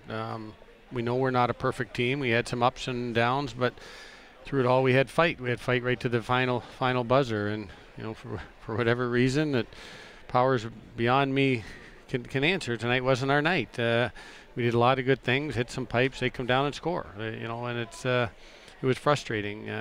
But I like the fight. I like the fight in our guys right to the end. Now that you're going on to play this team again in the playoffs, you had a big third period. Did it kind of show you guys what you needed to be successful? No, we know. You know? I mean, we know, and we have these ups and downs, and this group needs to be energetic. And I spoke in a couple pregame interviews just that maybe the Freakout could be that spark, and it was early, but then we didn't sustain it, and then we got some sparks late. So when this group plays with energy and we play simple hard hockey, we can be pretty good, and I think you saw that tonight. But we still got to find a way. So now maybe the urgency of playoffs, a do or die situation, can take us to another level. You have your three seniors here, and Vic gave it a go. He gave it his best effort there early. He got an assist early on, but what does that really say about him wanting to be out there on senior night to give it his best go here, even getting hurt not too long ago? Yeah, I mean it's terrific, and he was more emotional after the game because he knows that he wanted to go and couldn't, and he gave it his best shot, and now we got to do the best and get him ready for next weekend again. And all three of the seniors, there's something special about that group, and we talk with all of them, and any successes that we have moving forward, whether it be next weekend, or next season or in the season after, these guys kicked us off in my tenure here to a really good start. And finally, just the experience of the Freakout. I know you said before you don't hear the crowd a lot of times when you're coaching, but could you feel the energy when Jacob scored those 2 goals and the crowd was rocking? Yeah, it was fun. It was fun, and in games like this, I mean, early in the year, there's a lot of moving parts and moving pieces. And actually tonight, when Hazy scored early there, I actually looked around. I looked at their bench first, and I looked around, and it was really neat. It's a special environment. It's a special place, and the Freakout brings out some great energy. All right, Dave, thanks so much for joining us here after this one, and I'll let you get back to families and stuff downstairs. Thanks, Barry. Dave Smith, RPI head coach, will be back with the final wrap-up here from the Houston Fieldhouse in just a minute.